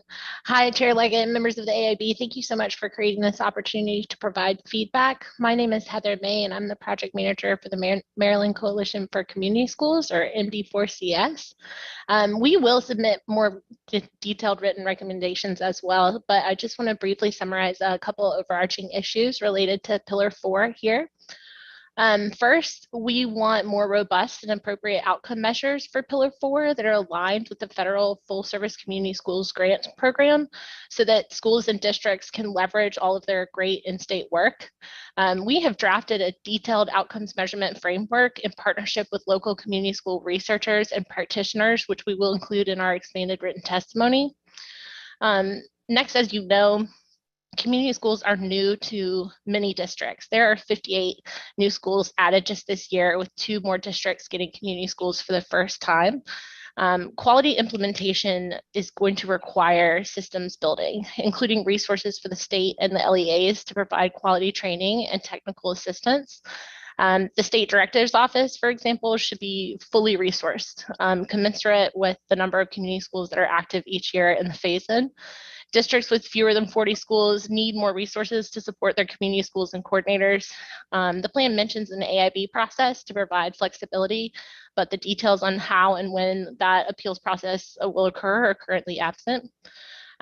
Both districts and coordinators need significant technical assistance with the needs assessment process, and needs assessments across the state should have common elements that will allow for aggregated data collection and inform the work of the consortia on coordinated services. Additionally, the plan needs to fully reflect several critical elements of the community school strategy and detail them in the law so that schools and districts can look to it. This is going to include things like the implementation plan having pathways to the full list of wraparound services like trauma-informed care, restorative practices, and extended learning, collaborative and distributed leadership practices like site-based leadership teams and teacher learning communities, ensuring time is made available to train staff on supports available, and how to engage the community school coordinator. And finally, we just want to point out that while the main role of the AIB is to ensure the fidelity of the implementation of the law, the AIB must also make sure that the letter of the law doesn't betray the intent. Our analysis by other groups you've heard from or will hear from today raise serious concerns about the equity and adequacy of the concentration of poverty grants per pupil funding. We should not wait to examine this at the end of the phase-in period. The lack of adequacy will directly impact the blueprint goals. Education equity is what we have all worked for and what we want our public dollars spent on. Thank you guys so much for your time and effort in shepherding the Blueprint bill for Maryland's future forward. We're also members of the Blueprint Coalition and the Maryland Education Coalition, and we encourage you all to do a thorough review of their comments as well. And we remain available as a resource to the AIB, MSD, and any on-the-ground implementers to the community schools across the state. Thank you. Thank you. Gary Willow. Good afternoon. My name is Gary Willow, and I'm the Associate Superintendent for Curriculum and Instruction at Washington County Public Schools. On behalf of WCPS, I want to thank the Accountability and Implementation Board and the Maryland State Department of Education for sharing the LEA implementation plan on Friday, November 4th. The template provides some necessary details for local school systems to move forward with implementation. Clearly, a lot of time, energy, and consideration for the needs of schools went into this template. The blueprint for Maryland's future provides a once-in-a-lifetime opportunity to improve the educational outcomes of all students by providing equitable access to necessary resources. We have to do this right for our children's future. In my experience, the most successful initiatives and programs begin with a strong implementation plan. Programs and initiatives that have failed are often those that experience an unsuccessful rollout. To help our school systems and our communities, we need some additional clarification in each of the pillars in Section 9. It has been very beneficial to school systems to have the Accountability and Implementation Board working closely with MSDE and to have both bodies providing clear answers to the questions submitted by LEAs. The technical session scheduled for next week and the opportunity for written testimony should help provide us with the additional clarification we need. While there are always some unforeseen details, the more information that can be included in the template will ensure that our school systems can create their plans with fidelity. Once the final template is released on December 1st, our LEAs will need time to educate and engage our community stakeholders. This work has started, but now LEAs will have that additional critical information provided in the AIB comprehensive plan to move forward with developing our local plans. We intend to make interactions with our stakeholders meaningful, honest, and inclusive of diverse voices. This requires an investment of our staff and our community's time. I fear if all 5 pillars are due in March, this could become an exercise of compliance. If we really want to build support and have various perspectives involved in the planning process, we must give school systems time to do that. WCPS leadership advocates for a staggered approach for each pillars in Section 9 of the AIB plan. We would encourage the AIB to look at a March deadline for pillars 4 and 5 and a slightly later deadline for pillars 1, 2, and 3. On behalf of WCPS, we appreciate your shared interest and continued commitment to improving educational outcomes for all students in Maryland. Thank you. Thank you.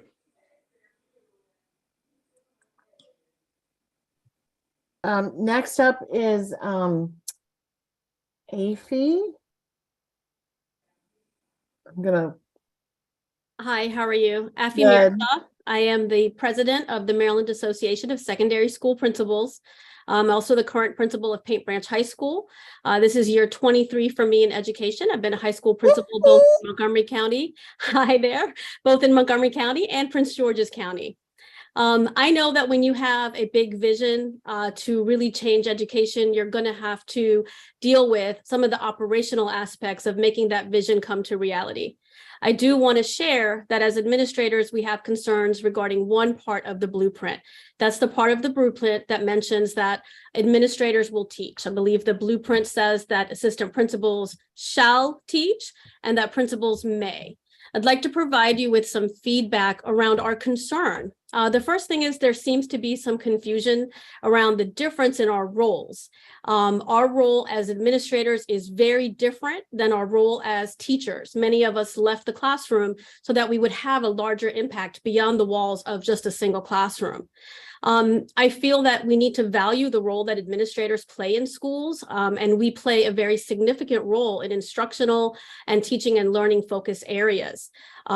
We don't want to devalue the role of administrators by asking them to teach because our job is very, very different.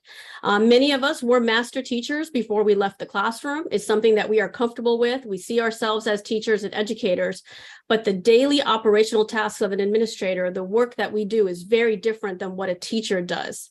I see some operational challenges with staffing. How would we staff the school day with our administrators going into the classroom? How would we deal with content and certification questions that come up? Right before this meeting, I told my assistant principal I was doing this. His response, I have no problem teaching. The only thing I'm going to teach is PE. That's what I'm certified in. So how do we do that in a school where all of us have different certification areas? There's implications to our school master schedules. There's questions around what would we do in terms of getting substitute coverage? We all have sick days and families. And so who would cover for the assistant principal that was assigned a classroom to teach? Would it be a substitute from the teacher pool? We would then get into union questions, pay questions, coverage issues. Would it be another assistant principal that would have to cover if an assistant principal was out sick, their teaching responsibilities? Would our assistant principals get planning and grading time, just as teachers are required to have planning and grading time? Would we also get the same thing? There are so many questions. I'd like to ask the AIB to consider one important thing, which is we are instructional leaders. We teach all day long, every day. We do SEL lessons, small group lessons, large group lessons, mental health support, character education. The list goes on and on. We provide support for our teachers, struggling teachers, observations, and feedback. There are so many ways to define instructional focus for administrators. We ask that you do that in order to ensure the safety and security of our schools. I didn't even have a chance to talk about the potential safety issues of administrators not being available in their buildings. We will follow up with more detailed written testimony. Thank you. Let me, Paint Branch is my area school. I live right down the street from you. And so thank you for your work. Also consider the fact that many university presidents teach, chancellor speaks to teach, provost teach, as well as their overall university responsibility. So I would like to hear a little bit more about why that could not be done at a principal or associate principal level at some point. I would love to have you come visit me at Paint Branch High School. Yeah, I'm right down the Shadow street. me and my team for the day, and you will see exactly why our day with 2,200 students and the pace that we keep is a lot different than a university chancellor. The responsibilities we have for safety and security are a lot different, but you are welcome to come anytime, sir. All right, thanks a lot. Thank you. Next is Mary Pat Fannin.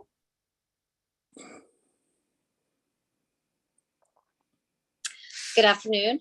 Thank you for the opportunity to speak with you today. My name is Mary Pat Fannin, and I am the Executive Director of the Public School Superintendents Association of Maryland, more commonly known by our superhero name, PZAM. I've come to think of the blueprint as the little engine that could, with Rachel and Dr. Kerwin as the conductors. But in all seriousness, this plan is the result of over 2 years of broad collaboration through the commission and surviving, largely unscathed, 3 legislative sessions, including a veto and COVID. PZAM strongly supports the goals of the blueprint, and we appreciate the time and attention we've received from the AIB members and staff, as well as MSDE.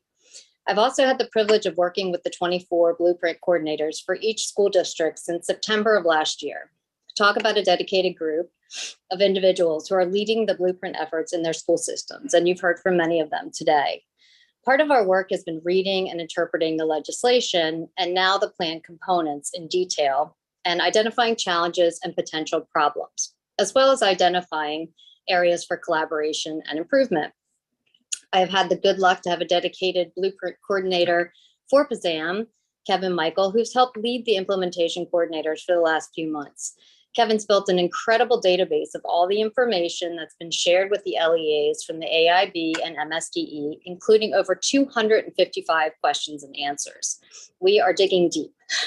This massive undertaking is a new framework for public education, but nothing is more important than getting this right for our students as we prepare them for successful lives and careers after high school. And along the way, providing the most accommodating and supportive education environment as students grow in our systems. The blueprint has lofty goals and aspirations, but we celebrate those challenges. We are especially pleased with the blueprint's recognition of concentrated poverty and its compounding impact on educating children in need and struggling families. With regard to the plan and its components, we greatly appreciate the board's recognition of the need for some limited flexibility as we build the local models. Your outreach to the superintendents and education leaders across the state has demonstrated your deep commitment to getting this right, and we've felt that in our interactions with the board. On behalf of the superintendents and school systems in Maryland, please know that we look forward to working with the AIB, MSDE, elected officials, and our students and families to implement the blueprint for Maryland's future. Thank you for your time and attention. Thank you. Okay, and then next we have Thornell Jones.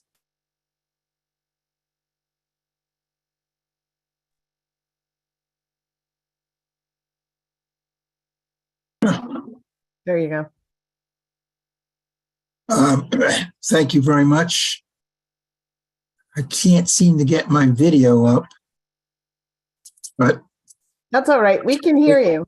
Okay, good. I'm Thornell Jones, chairman of World Class Grads Maryland, and in an analytical policy and advocacy group devoted entirely to helping ensure the success of the blueprint. And I thank you, Mr. Chairman, and the members of the AIB for having me here today. We bring extensive education and business experience to this task. The tremendous work done to complete this draft implementation plan is in such a short period of time is laudable. Due to the timing of funding for the AIB, I'm sure it's been challenging getting a draft implementation plan together with plenty of constituent input. We have a few items we think need to be addressed. Item 2.3.1, MSDE and AIB shall provide targeted training on the blueprint to the state superintendent of Maryland Public Schools, local superintendents, and senior instructional staff beginning in fiscal year 23. It's no longer business as usual. This training about the transformation is necessary to embed the new philosophy in all teams prior to them developing their plans and evoke a sense of urgency. Please begin execution of this training immediately prior to asking for input from the LEAs. The preamble to this plan must be very strongly focused on systemness, as Mark Tucker urged, or else the leaders and their huge workforce and the key actors who are critical to this effort will not know that interdependence, system integration is key to the success of the blueprint. No large enterprise would dare to spend billions of dollars without goals that utilize metrics as management tools to track whether they are on target to meet the objectives and to adjust course. We must maximize our return on investment. Leading international educational goals that Andreas Schleicher, OECD, presented are a good start for outcomes. When MLDS and others provide data, more appropriate goals can be determined. Numeric goals and metrics must be employed to achieve progress from the outset and at every step of the way. This is why outcomes must be numeric and targets of interim processes must all lead to the ultimate outcome targets. The enterprise must be on course for at least 25 years to prove successful, with every player being involved with improvement. Done well, we may be better than we can foresee. World-Class Grad strongly supports the AIB in its charge to ensure that all students at all grade levels are on track to be college and career ready by the 10th grade, and that our educational system is transformed to ensure opportunity, not for nearly all, but for every student, regardless of family income, neighborhood, race, ethnicity, and or ability. Thank you so much for this opportunity to share our perspective with you today, and we will provide some written input. Thank you. Thank you. Next up is Jeffrey Mayer. Hi, good afternoon. Thank you for taking the time to hear from us. My name is Jeff Marr, and I serve as the Blueprint Implementation Coordinator for St. Mary's County Public Schools. It is my honor serving the students in our public schools in Maryland with a decade of experience in Prince George's County and nearly 20 years in St. Mary's County. Working in two school districts of very different sizes and complexities, I recognize that implementation looks different in each school system based on its own needs, staffing, and budgets. Therefore, it is critical that we listen and learn from one another. And I'm so appreciative of the network of Blueprint coordinators and colleagues across the state who are working together, sharing ideas and resources, and collaborating to find solutions and paths to success. The Blueprint for Maryland's Future offers a set of laudable reforms to address important issues that will benefit all students in Maryland. The comprehensive plan provides a structure by which these reforms are enacted to comply with the complex and far-reaching legislation. Side by side with the AIB's plan, the MSDE template and criteria for success provide a roadmap for us to follow. I want to thank the AIB and MSDE for taking the feedback of stakeholders in revising these documents as we turn these roadmaps into detailed action plans. Ensuring these templates match the statutory requirements of the blueprint also ensures consistency in implementation across all school systems in Maryland. Throughout my career, I've found the best way to ensure initiatives take hold is to engage the people closest to the work. In the same way that we involve teachers when designing curriculum, We need to be sure that the people doing the work at the ground level are part of every step, from design to implementation and evaluation. Our teams of staff and community partners have been working closely together since the Blueprint's launch to forge our path forward in a way that can be sustainable and have a lasting impact on our students, staff, and our learning systems. The revised templates move toward providing a more succinct, aligned path to document our work in meeting the Blueprint requirements. By taking the time to hear from the experienced, dedicated, and committed educators and stakeholders in this work, and making adjustments to plan components, you honor those who are working tirelessly at the ground level to ensure these worthy reforms take root. We are optimistic our continued input will be used to refine the final templates. However, the work of the Blueprint does not end with its first submission of the plan. It will require attention at each step along the way, and we ask that you listen closely to those who are responsible for those steps. Just as a blueprint of a house can detail its foundation and structure, it does not become a home until the people who live in it make it so. As the AIB and MSD continue to frame the processes and guidelines for schools and systems to follow, please continue to reach out to us. We want this to work, and our experiences and dedication to our students can offer insights that can ensure that the vision can be realized. Nothing gets done alone. We need our collective, focused efforts. Thank you. Thank you. Okay, next up we have Nikamar Mosley. Good afternoon, everyone, and thank you for this opportunity. I am Nicole Mosley, the Associate Director of the Positive School Center at the University of Maryland School of Social Work. We are also a part of the Coalition to Reform School Discipline. We are requesting that the AIB address restorative practices and approaches in the implementation plan. As a former principal for Baltimore City Public Schools, I had the opportunity to observe how impactful restorative practices can be in a school.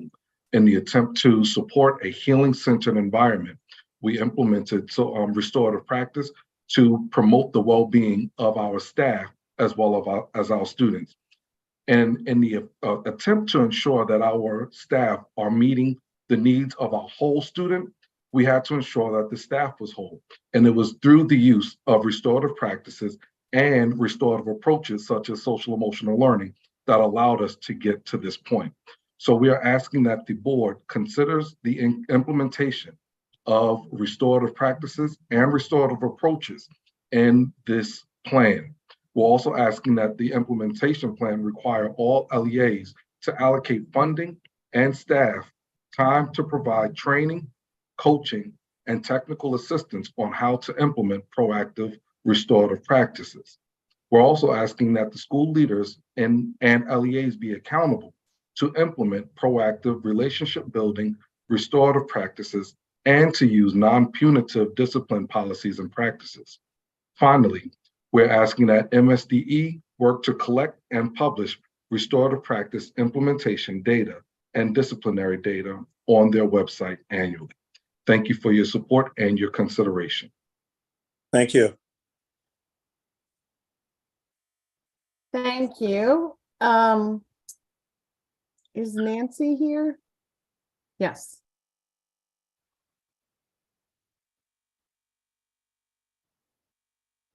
I'm here. I'm trying to start my video, but it says I cannot start because the host has stopped it. Is it? No. We can hear you. Okay, Yes, there we lovely. go. And now we can see you. Oh, wonderful. Wonderful. Well, thank you all. I have been watching you for the last 45 minutes, and kudos to you for everything that you are doing. I mean, not just enduring what you are right now with listening to so many people, but for the work that you have done to put this extraordinary document together. I'm going to piggyback on what Mr. Mosley was just requesting. I am with the Center for Dispute Resolution at the University of Maryland, Francis King Carey School of Law. So we call ourselves CDRM. And CDRM has had just a really privileged position to watch historically how Maryland has taken a lead on restorative approaches and on transitioning from a zero tolerance punitive kind of exclusionary discipline process to restorative approaches. And so I just am here really I've submitted written testimony, which gives you all kinds of citations and all kinds of reasons why it makes such great sense to build restorative approaches into the blueprint. The one thing that I would really want to leave you with is that given the history, given the legacy, I was really surprised that I didn't see restorative approaches explicitly included in the blueprint.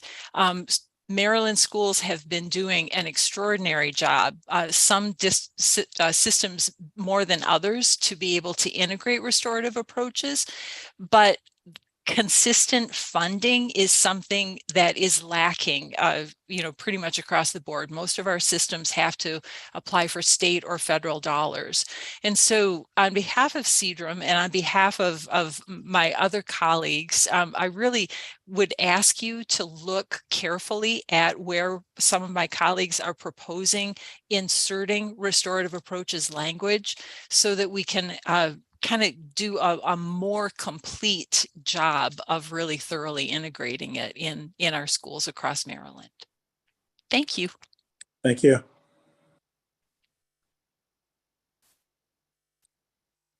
Thank you. I think the last person we have before 4 o'clock is Corey Fraction. I don't believe we have Corey with us.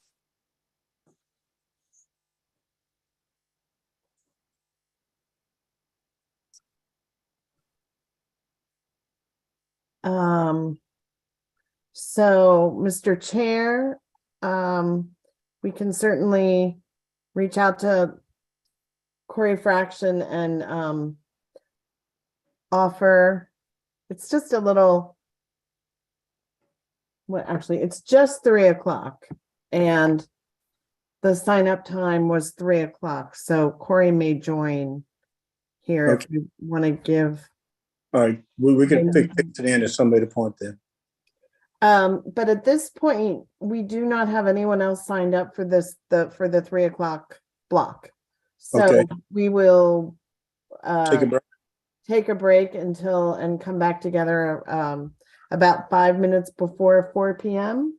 Okay, And we'll reach out to Corey and see just if, put it that time or later if you can. yep, exactly. Thank Okay. you. And if everyone who has already testified can just go ahead and leave the meeting, you can continue watching on the YouTube channel. Thank you.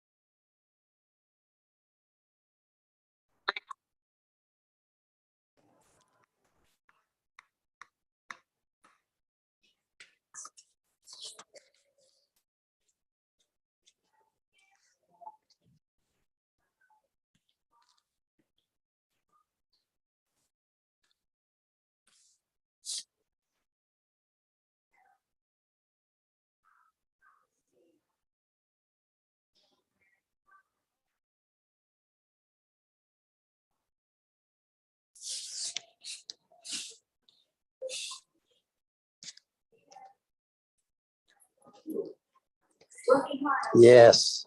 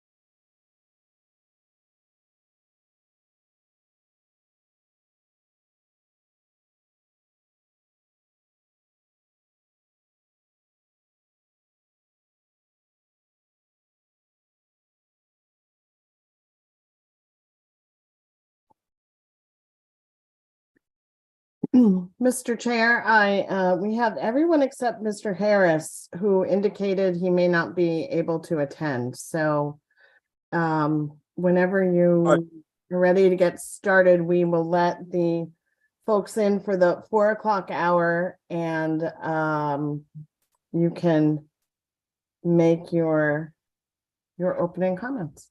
Okay. Well, welcome back. Hold on one sec. Okay. Graham, go ahead and let everyone in.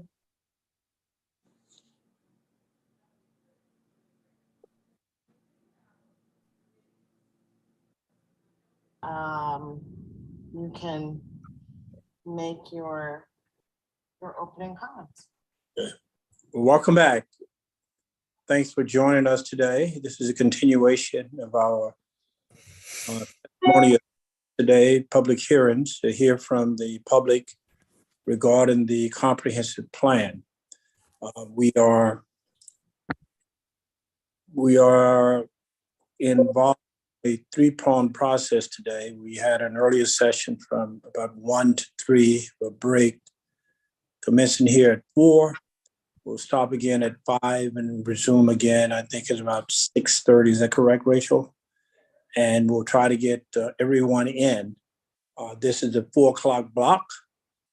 Again, this process is designed to solicit your testimony, to hear from you, to provide us with your feedback, suggestions, and ideas. Hopefully, we'll have this plan developed, and we're trying to shoot for a December the 1st deadline. This is, at this point in time, a draft. The template is also out there as well, and you have an opportunity to participate and provide comments as relates to the template as well. So with that, I think we're going to provide, an opportunity for you now to address the members of the board. And Rachel, why don't we get started? Absolutely. So very quickly, we're going to follow the same process as we did earlier, and we will let everyone will have 3 minutes, and we ask you to stay muted and keep your camera off until you're called on.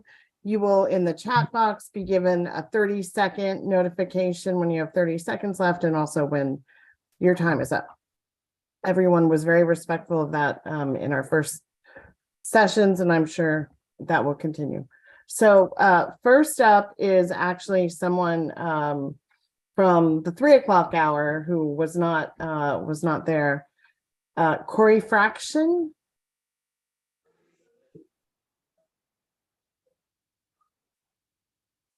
Do we have Corey?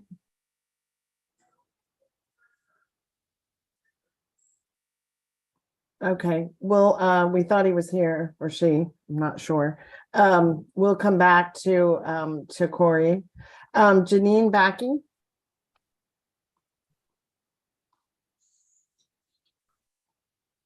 Good afternoon.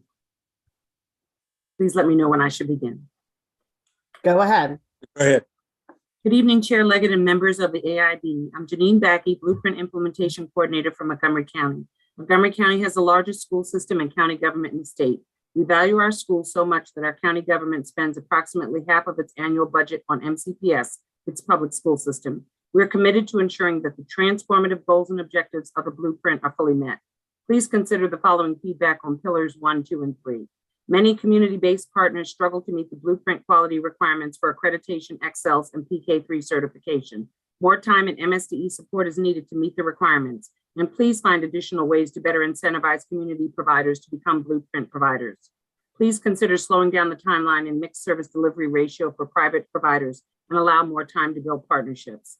Blueprint funding of providers for 3 and 4-year-old children may cause a decrease in the supply of qualified providers for infant and toddler care. Please investigate the real cost of care for providers who do not have as many financial and administrative resources as school systems. Workforce development challenges provide additional obstacles for providers. Many require their overseas credentials to be reviewed and struggle to find ways to complete PK3 certification, including a full-day practicum, while also working full day to support their own families. Ensure that the calculations for pre-K students living in poverty, Tier 1 and Tier 2, are aligned with local assessments and projections. Pre-K paraeducators working in Title I schools under federal law must meet certain requirements. MSDE has 3 options: pass the Praxis Parapro assessment, complete 48 college credits, or hold the 2-year degree. Only the 2-year degree option is equivalent to the teaching assistant requirement outlined in Pillar 1 of the Blueprint. Please consider alternate pathways for teaching assistants from Title I schools to meet Blueprint Pillar 1 requirements. The career ladder's optional status needs to be clarified and further guidance provided to LEAs as soon as possible. This work will take time, and we're eager to work more closely with our teachers, employee associations, and internal and external stakeholders. Our assistant principals have already proven mastery level teaching and learning as a requirement for moving into administrative roles. Requiring them to assume 20% of their time directly teaching may be burdensome on them alongside their current duties and responsibilities. Please consider streamlining interstate reciprocity requirements so that we can hire the teachers needed from other states. Please consider that the interim CCR standard allows for only a few methods of assessment rather than 7 or 8 previous measures. This may cause unintended consequences as we move forward, and that more students may qualify as not CCR ready, while at the same time having been accepted into dual enrollment programs and or accepted to a 4-year college.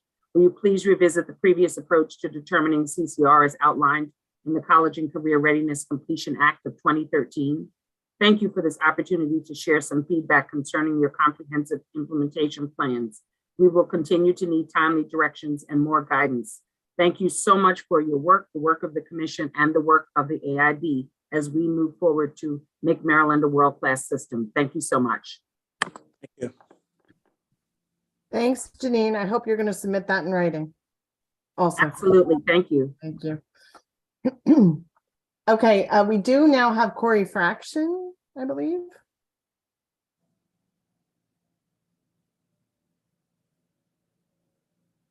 Corey?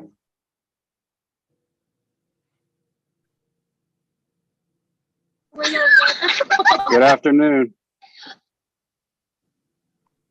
Yes, hi. Can y'all hear me? We can. All right. Sorry, I just picked up the little ones. And now we can see you also. Okay. Yep. Hold on. I'm about to pull over and give me 20 seconds.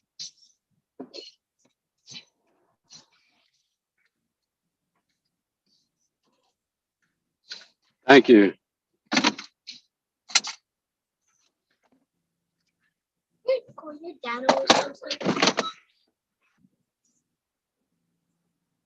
All right, how's it going?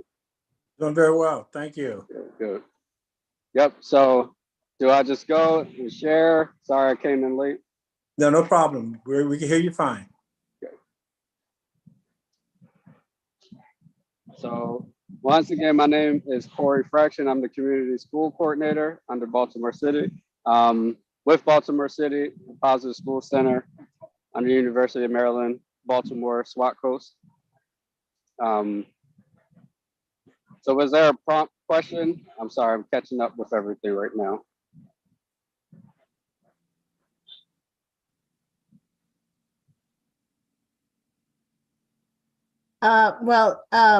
Any feedback you'd like to give us on the draft comprehensive plan for the Blueprint implementation? Yes, so working closely with restorative practices and restorative circles, I'm in a West Baltimore high school. So in that setting, it has been extremely important to our staff and team, as far as like with the administration team, allowing me to facilitate our circles. We have seen them be a significant increase on like student engagement and student response. So when we host or hold our conferences, they're normally presented to me by either staff or admin. And we're getting a lot of students who are also invested in the process as well, where students themselves will come to me and ask, hey, Mr. Fraction, can we hold a circle? And it can be on a tier of it being an extreme situation in the school, or it could be just kind of wanting to make sure like hearsay isn't interrupting their daily activity within school. So we utilize the restorative circles in a sense that helps us with different resources to eliminate students from getting expelled, suspended, having to do anything where it's, let's say, like in school suspension. So we try to utilize the circles to make sure that students can be and are able to coexist within the school and become unified. They don't have to be friends, but we do want them all to be able to work together and to be a part of the community versus becoming, letting it interrupt their daily performance in school. Sometimes we'll see like if circles aren't held and students run them, it does interrupt their attendance. So if they have an issue with a staff or anybody, they utilize that time to use the circles. So if we can continue to implement the circles within the school, it'll be helpful. We're seeing a lot of significant increase of usage from it. Thank you, and thank you. It was very impressive for you to be multitasking there today. So thank you. Thank you all. All right. Thank you. Next up is Rebecca. I'm just gonna let you pronounce your last name for us all. Thank you. So I'll take care of that. Yes, greetings. My name is Rebecca Yenuin, and I'm testifying today on behalf of my organization, Teachers Democracy Project. We represent many parents and educators in Baltimore City Schools, and I'm also a parent of a city school student. In reading the draft implementation plan, we are concerned that the plan does not include more of the vision, strategies, and accountability measures that national groups like the NEA, AFT, and many state boards of education, as well as the Federal Department of Education, agree on as elements that constitute a community school. We'd like to see these implementation plans embrace systemic interagency level collaboration and coordination of wraparound services that families need. This interagency approach would allow coordinators to more easily connect families to a network of services rather than them navigating each service for each family individually. Other states and the federal government have clear guidance for the level of coordination required at the state, county, city, LEA, and community level in order to make sure that community schools can be a more effective hub for serving the needs of families. The second thing we'd like to see is a way to build capacity of all stakeholders to lead collaborative school improvement structures. The currently mandated needs assessment should be actively used to drive the work of collaborative teams. This means relationships with parents and students need to go beyond this service mentality and into a more collaborative strategy where they are trained and helped by schools. Or instead of just being trained and helped by schools, they're also being seen as assets and partners who participate in authentic collaboration with school staff. Community schools at their best are what democratic, participatory school decision-making looks like. The third thing that we'd like to see is community schools having a just and restorative framework. Just like Corey mentioned, restorative practices needs to be embedded in this framework. This means creating a definition of community schools that includes a goal for school climate transformation. This includes things like reducing suspensions, expulsions, office referrals, which disrupt the school to prison pipeline, improving attendance, reducing teacher dissatisfaction and turnover, and creating positive school culture. This is already embedded in schools in places like Chicago and Oakland, where restorative practices are a key pillar of community schools. We could do this too. Lastly, we need training, coaching, and accountability that would support these kinds of shifts. We want school communities at all levels, proactively trained and coached in what it means to be a community school. Since full implementation requires a fundamental shift in how we see schools in relationship to the communities we serve, we have to really take this on as culture shift work and train and support people in schools appropriately. In closing, we want to recommend that the AIB align its approach to national standards and accountability measures to the 2022 Federal Full Service Community Schools Grant. We've submitted written testimony, or we will submit written testimony that provides links to existing language that we think would best serve Maryland schools. Thanks so much for your consideration. Thank you. Next is Daryl Hornick-Becker. Hi, good afternoon. My name is Daryl Hornick-Becker, and I am the Director of Public Policy for the Bard Early Colleges, including our school, Bard Early College, Baltimore. Founded in 2015 as a partnership between Bard College and Baltimore City Public Schools, Bard Baltimore offers students the opportunity to earn up to 60 college credits and an associate's degree, alongside a high school diploma, all at no cost, and serves approximately 450 students each year. We believe there are ways to strengthen early college access and post-secondary pathways in the draft implementation plan, with a focus on quality access and equity. First, there should be multiple measures to meet the CCR standard. While we're glad to see the intention to explore alternatives to the initial standard following a study, we'd like to see the state offer students a choice of possibilities for demonstrating their college and career readiness. A CCR standard that uses multiple measures recognizes that reliance on a single standardized test score can be misleading. At Bard Baltimore, we do not use a test-based standard in order to offer students college coursework starting in the 11th grade, and we've seen dramatic success on both the high school and college side. Possible alternative criteria for a CCR standard could and should include passage of an English and math college course with a C or above, passage of a CTE course, or a minimum GPA in an AP or IB course. It's our hope that the study outlined in the plan eventually comes to the same conclusion. Second, Maryland needs to build new teacher pipelines to staff the Blueprint post-CCR pathways. As the Blueprint is implemented and Maryland increases college and high school opportunities, the state will need to increase the pool of instructors qualified to teach these courses. Currently, Bard uses a Maryland-approved alternative preparation program to get teachers coming from higher ed certified to teach at Bard Baltimore.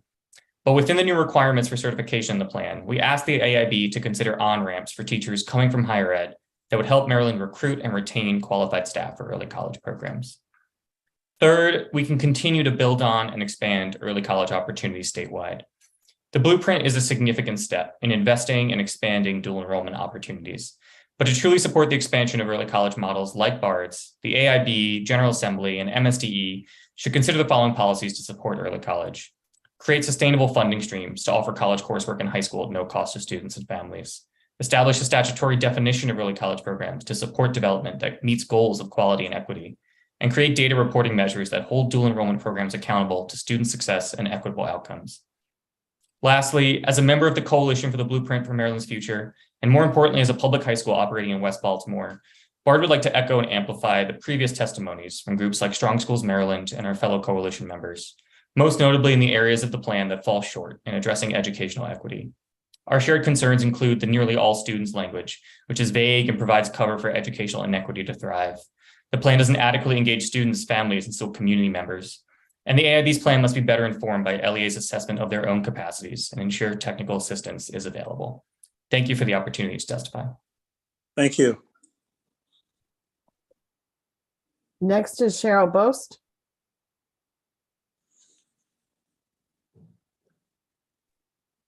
Good afternoon. Great to see everybody. Yeah.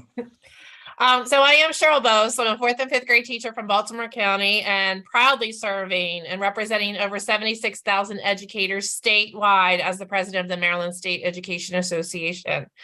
MSEA shares a common interest with the AIB in ensuring that this historic and transformative investment in public education, the Blueprint for Maryland's Future, is successfully implemented. As a teacher, I know you can create the best lesson plan, but success is dependent on implementation.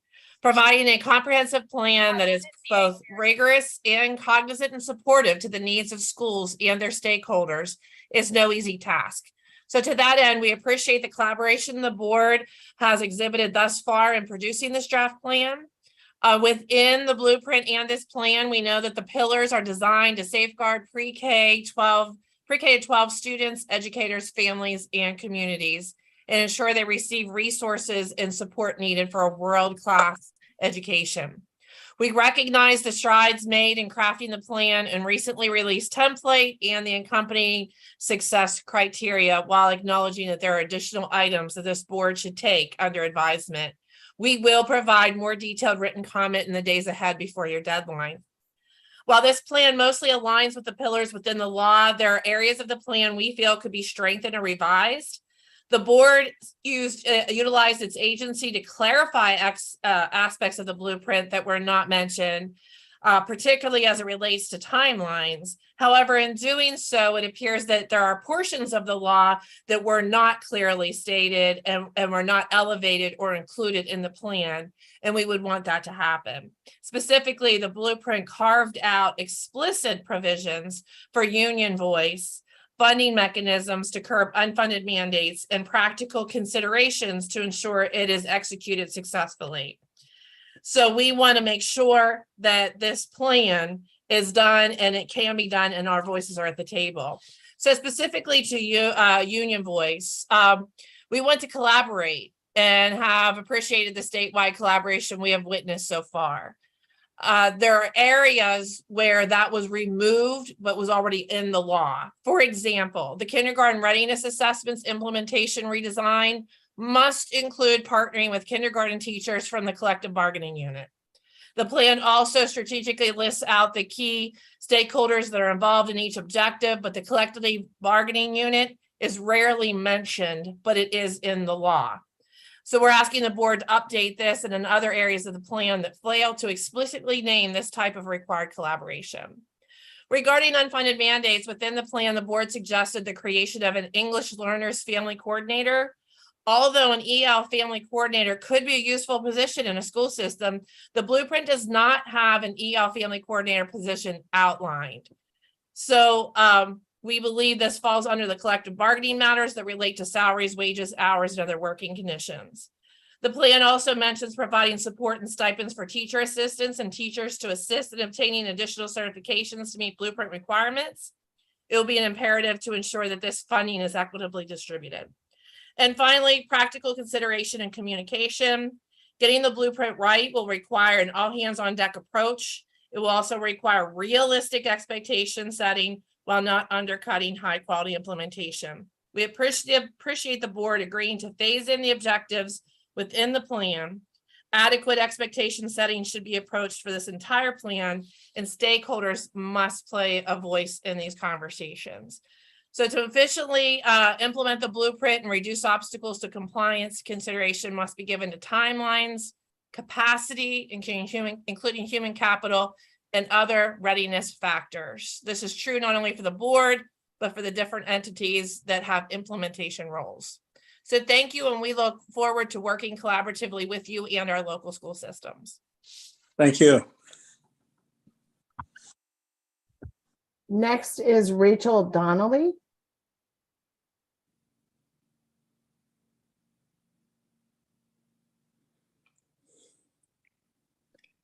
Good afternoon. My name is Rachel Donnelly. I'm a school psychologist in Anne Arundel County Public Schools and the president of the Reading League Maryland. We are a local chapter of the national nonprofit organization whose mission it is to advance awareness and use of evidence-based reading instruction to improve student literacy. Our members include reading educators, professors, administrators, and parents. Many of our members are discouraged that their college coursework did not prepare them to teach reading. Others are discouraged by the requirement that they teach reading using disproven and outdated reading practices like 3-cueing and leveling. We hope the blueprint implementation can change this. Like you, when I sent my kids to school, I trusted that they would learn to read. 60% of our children are not proficient readers. And the reason is our school's ability to provide effective reading instruction depends on variables that have never been adequately addressed. If we are to improve reading outcomes in Maryland, we have to address these variables. 1, the quality, content, and delivery of reading education in education preparation programs. New teachers should graduate with the knowledge and practice to teach reading aligned to the reading science. 2, curriculum, instruction, assessment, and intervention programs aligned to the reading science. 3, continuous and meaningful professional learning opportunities for administrators, principals, and educators on how children learn to read and how to implement evidence-based practices in our classrooms. The Reading League Maryland supports the AIB's detailed LEA implementation plan for reading. We've provided additional recommendations in our written comments. If we truly want all students to read on grade level by the end of grade 3, we need to do things differently. We will need to focus on 3 main areas of weakness. These areas are 1, teacher preparation. Massachusetts is digging into coursework provided by teacher preparation programs through its Maths Literacy Blueprint. They've also rewritten their licensure and certification requirements for teachers of reading to align with reading science.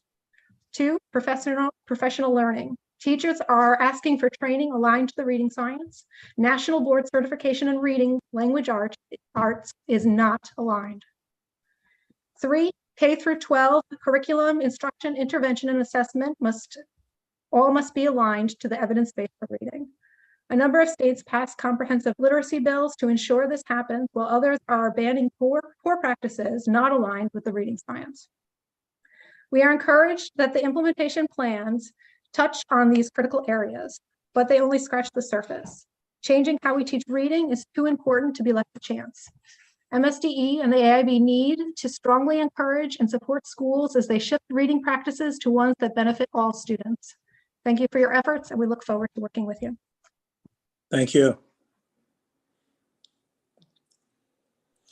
Thank you. Next, we have a series of speakers from Arts in Education in Maryland schools. And the first is Dara Case. Good evening. It's Dara Case from Prince George's County and a parent in St. Mary's County. First, I'd like to thank you for the opportunity to give feedback on the Blueprint Draft Implementation Plan and for your efforts to provide a world-class education for every Maryland student.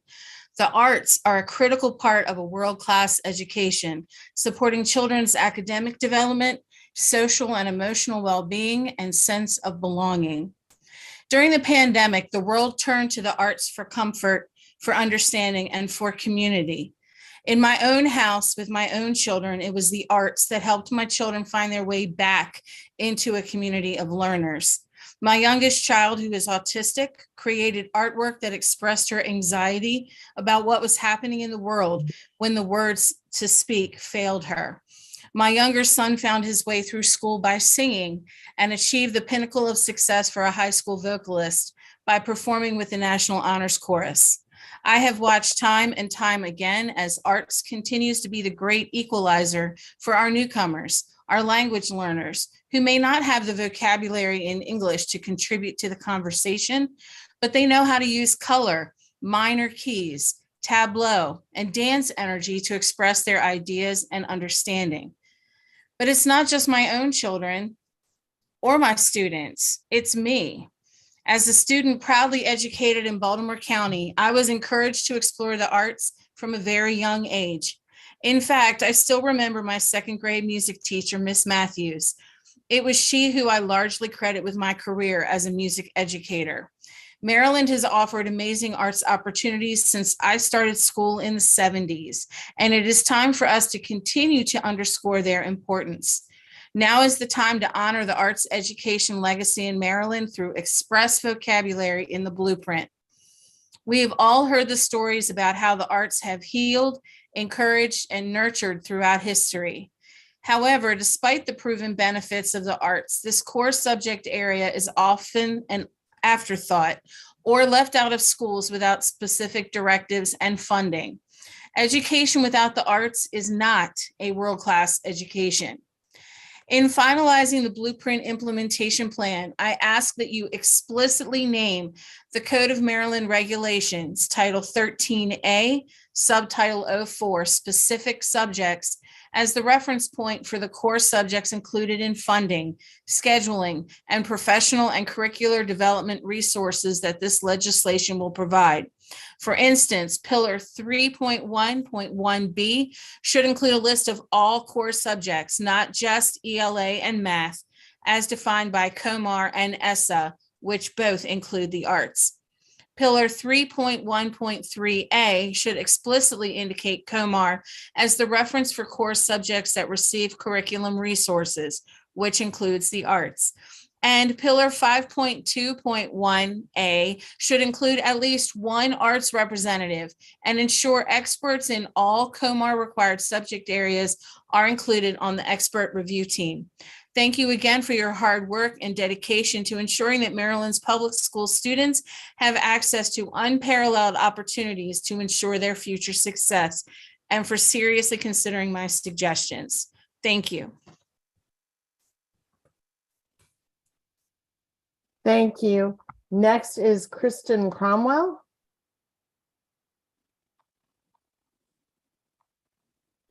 Hello, good afternoon.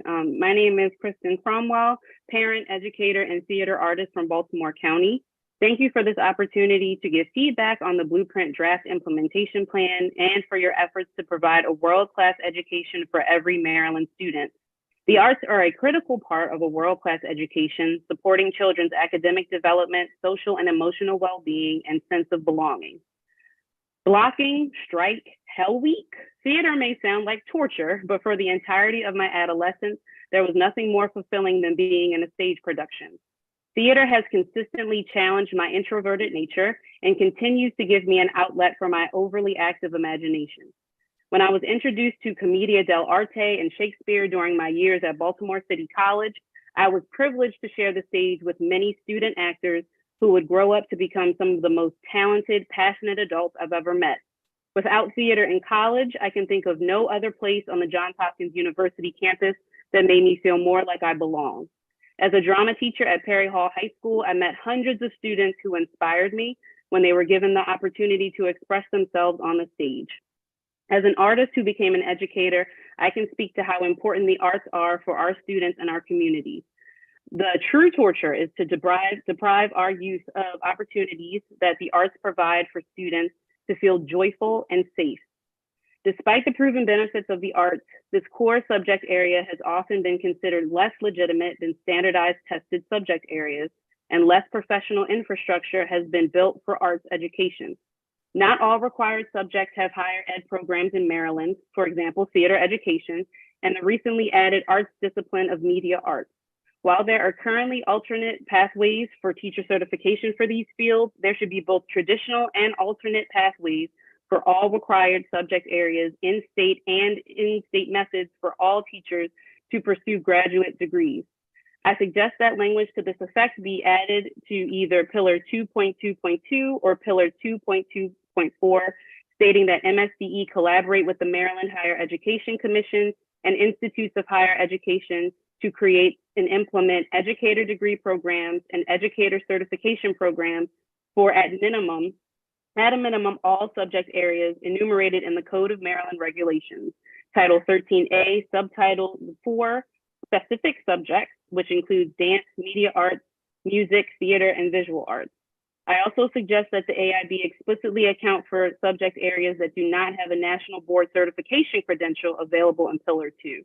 This includes accounting for subject areas without national board certification in Pillars 2.4.1 and 2.4.2, and Pillar 2.5.3E to allow comparable credentials to serve in place of national board certification.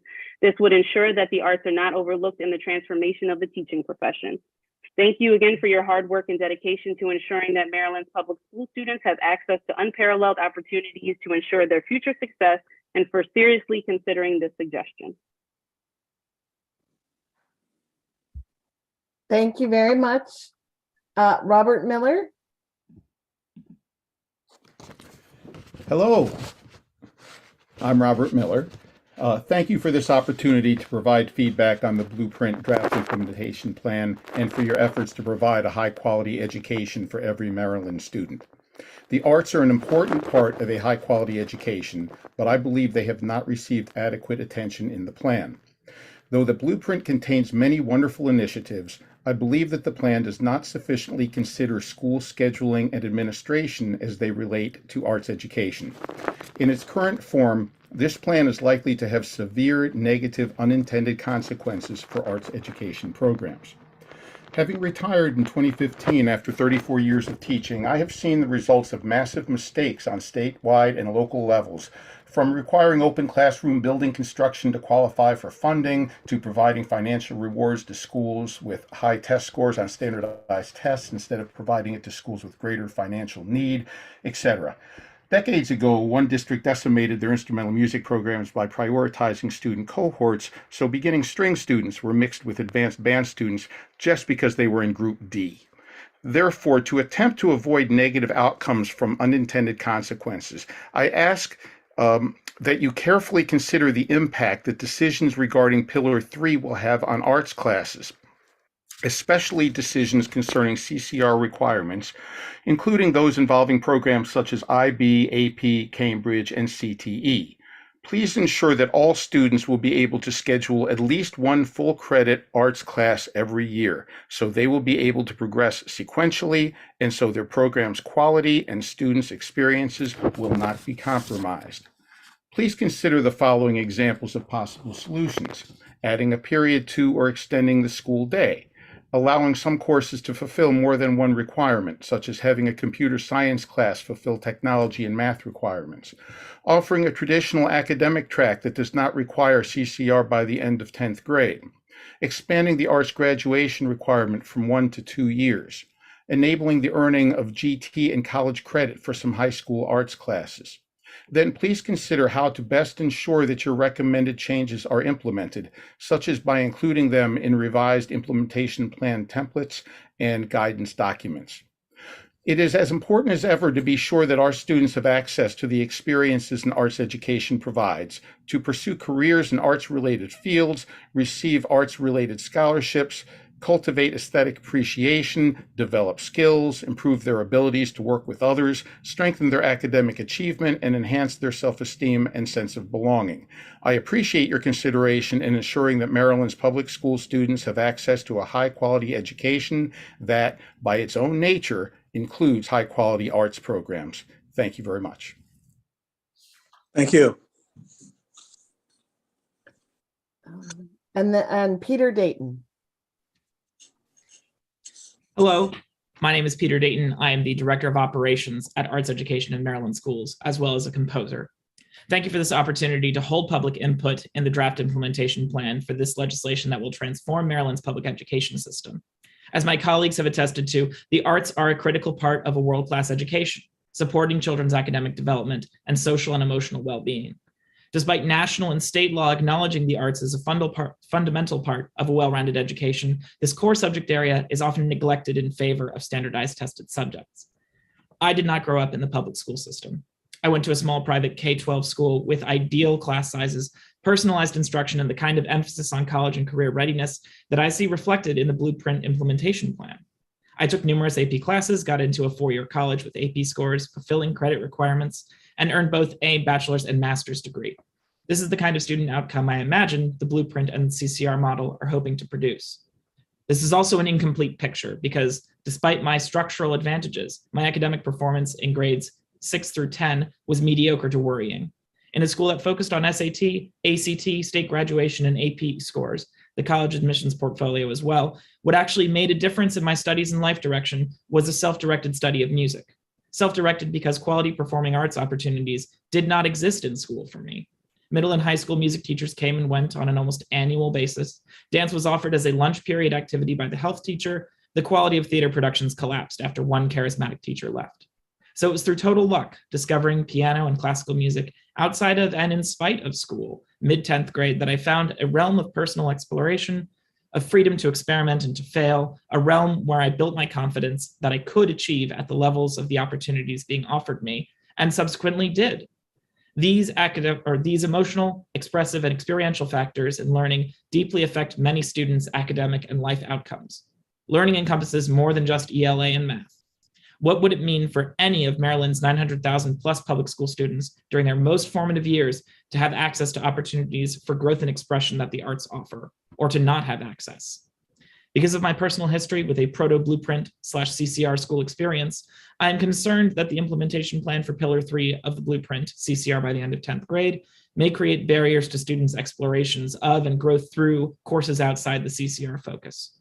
As just one possibility, a student participating in band in 9th grade has too many requirements to complete in 10th, thus loses out on the opportunity to participate that year, which negatively affects both the student's continuity of learning and the band program as a whole. In the implementation of Pillar 3 of the Blueprint, the AIB must specifically and explicitly prioritize creative scheduling and multiple pathways to protect opportunities, such as multi-year arts programs that could be jeopardized by new and additional requirements. Education without the arts is not a world-class education. Thank you. Thank you. Nicole Disney Bates.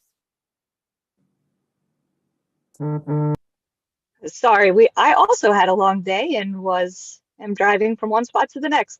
Hi, I am Nicole Disney Bates, and I was a special educator in Anne Arundel County Public Schools for the past 10 years. So when I read the college and career readiness standards for the Blueprint, I thought to myself, this is exactly what I've been waiting for.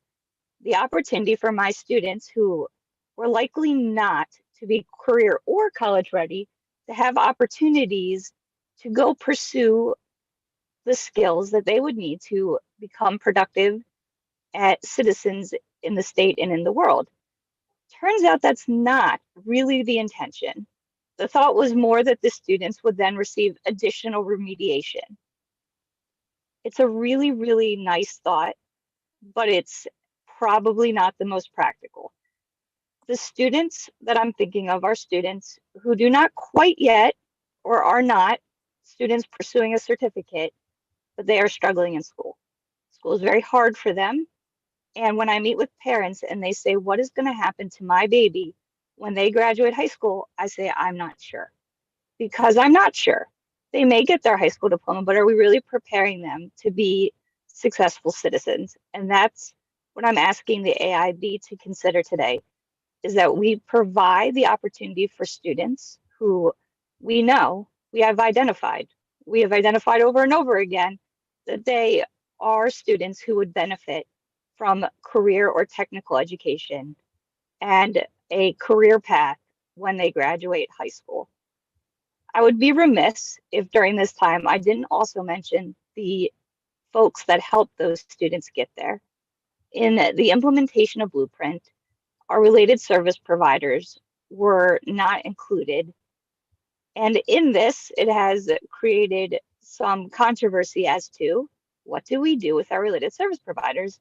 They cannot get their national boards, so therefore they do not qualify for the additional $10,000. I implore the AIB and I implore the MSDE to consider how we can continue to attract and retain our related service providers. Right now, we're at a deficit of them in the school system. We need them. So this is something that I believe firmly that we need to consider to look at and pursue so that all of our students can get a world-class education. Thank you. Thank you.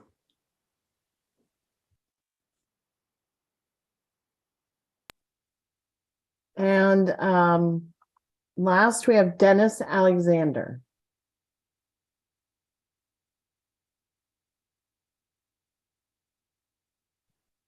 Good afternoon, staff and members of the AIB. My name is Dennis Alexander, and I'm the Director of Government Relations for Easter Seals, serving Maryland, Virginia, and the District of Columbia.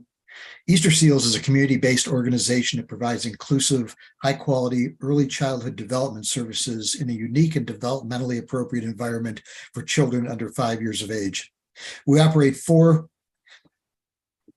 early childhood development centers in Prince George's and Montgomery counties and others in DC and Virginia. Our mission is to provide early childhood education and early detection using observations and other assessment tools in an inclusive setting with a goal of providing a stimulating educational experience to promote each child's social, emotional, physical, and cognitive growth and to help every child reach his or her full potential. Our program includes early education, parental resources, and intergenerational activities in coordination with our adult medical day services. We welcome children with and without disabilities from 6 weeks to 5 years of age with the goal of ensuring a successful transition into kindergarten. Easter Seal supports the elements in Pillar 1 of the blueprint that provide expansion of full-day pre-kindergarten that's free for all 3 and 4-year-olds from low-income households and available to all others in a sliding scale based on income, so that all children have the opportunity to begin kindergarten ready to learn. We also support full public funding for both public school-based and community-based pre-K programs, with all providers receiving funding required to meet the rigorous quality standards called for in the blueprint. We believe that all early childhood educators in Maryland deserve to earn a living wage, and therefore we support pay equity with other teachers in local school systems for early childhood education teachers. The District of Columbia recently implemented such a program that increases pay for educators working with young children birth to age 5. It brings early educators minimum salaries on par with DC Public Schools teachers' minimum salaries and in line with their skills and credentials. In implementing the blueprint, we'd urge the state of Maryland to join DC in taking this bold step forward. Thank you for the opportunity to review the draft implementation plan, and we're excited to see it move forward so we can better serve Maryland's early learners. Thank you so much. So that completes the witnesses we have signed up for the 4 to 5 p.m. block. We're going to take a 1 hour break, or a little longer than 1 hour break, dinner break, and we'll come back at 6, little before 6 p.m. Yes, there is a separate Zoom link for the 6 p.m. session, and so everyone can leave this Zoom and start with the second Zoom link for the 6 o'clock. Okay. All right. Thanks, everyone.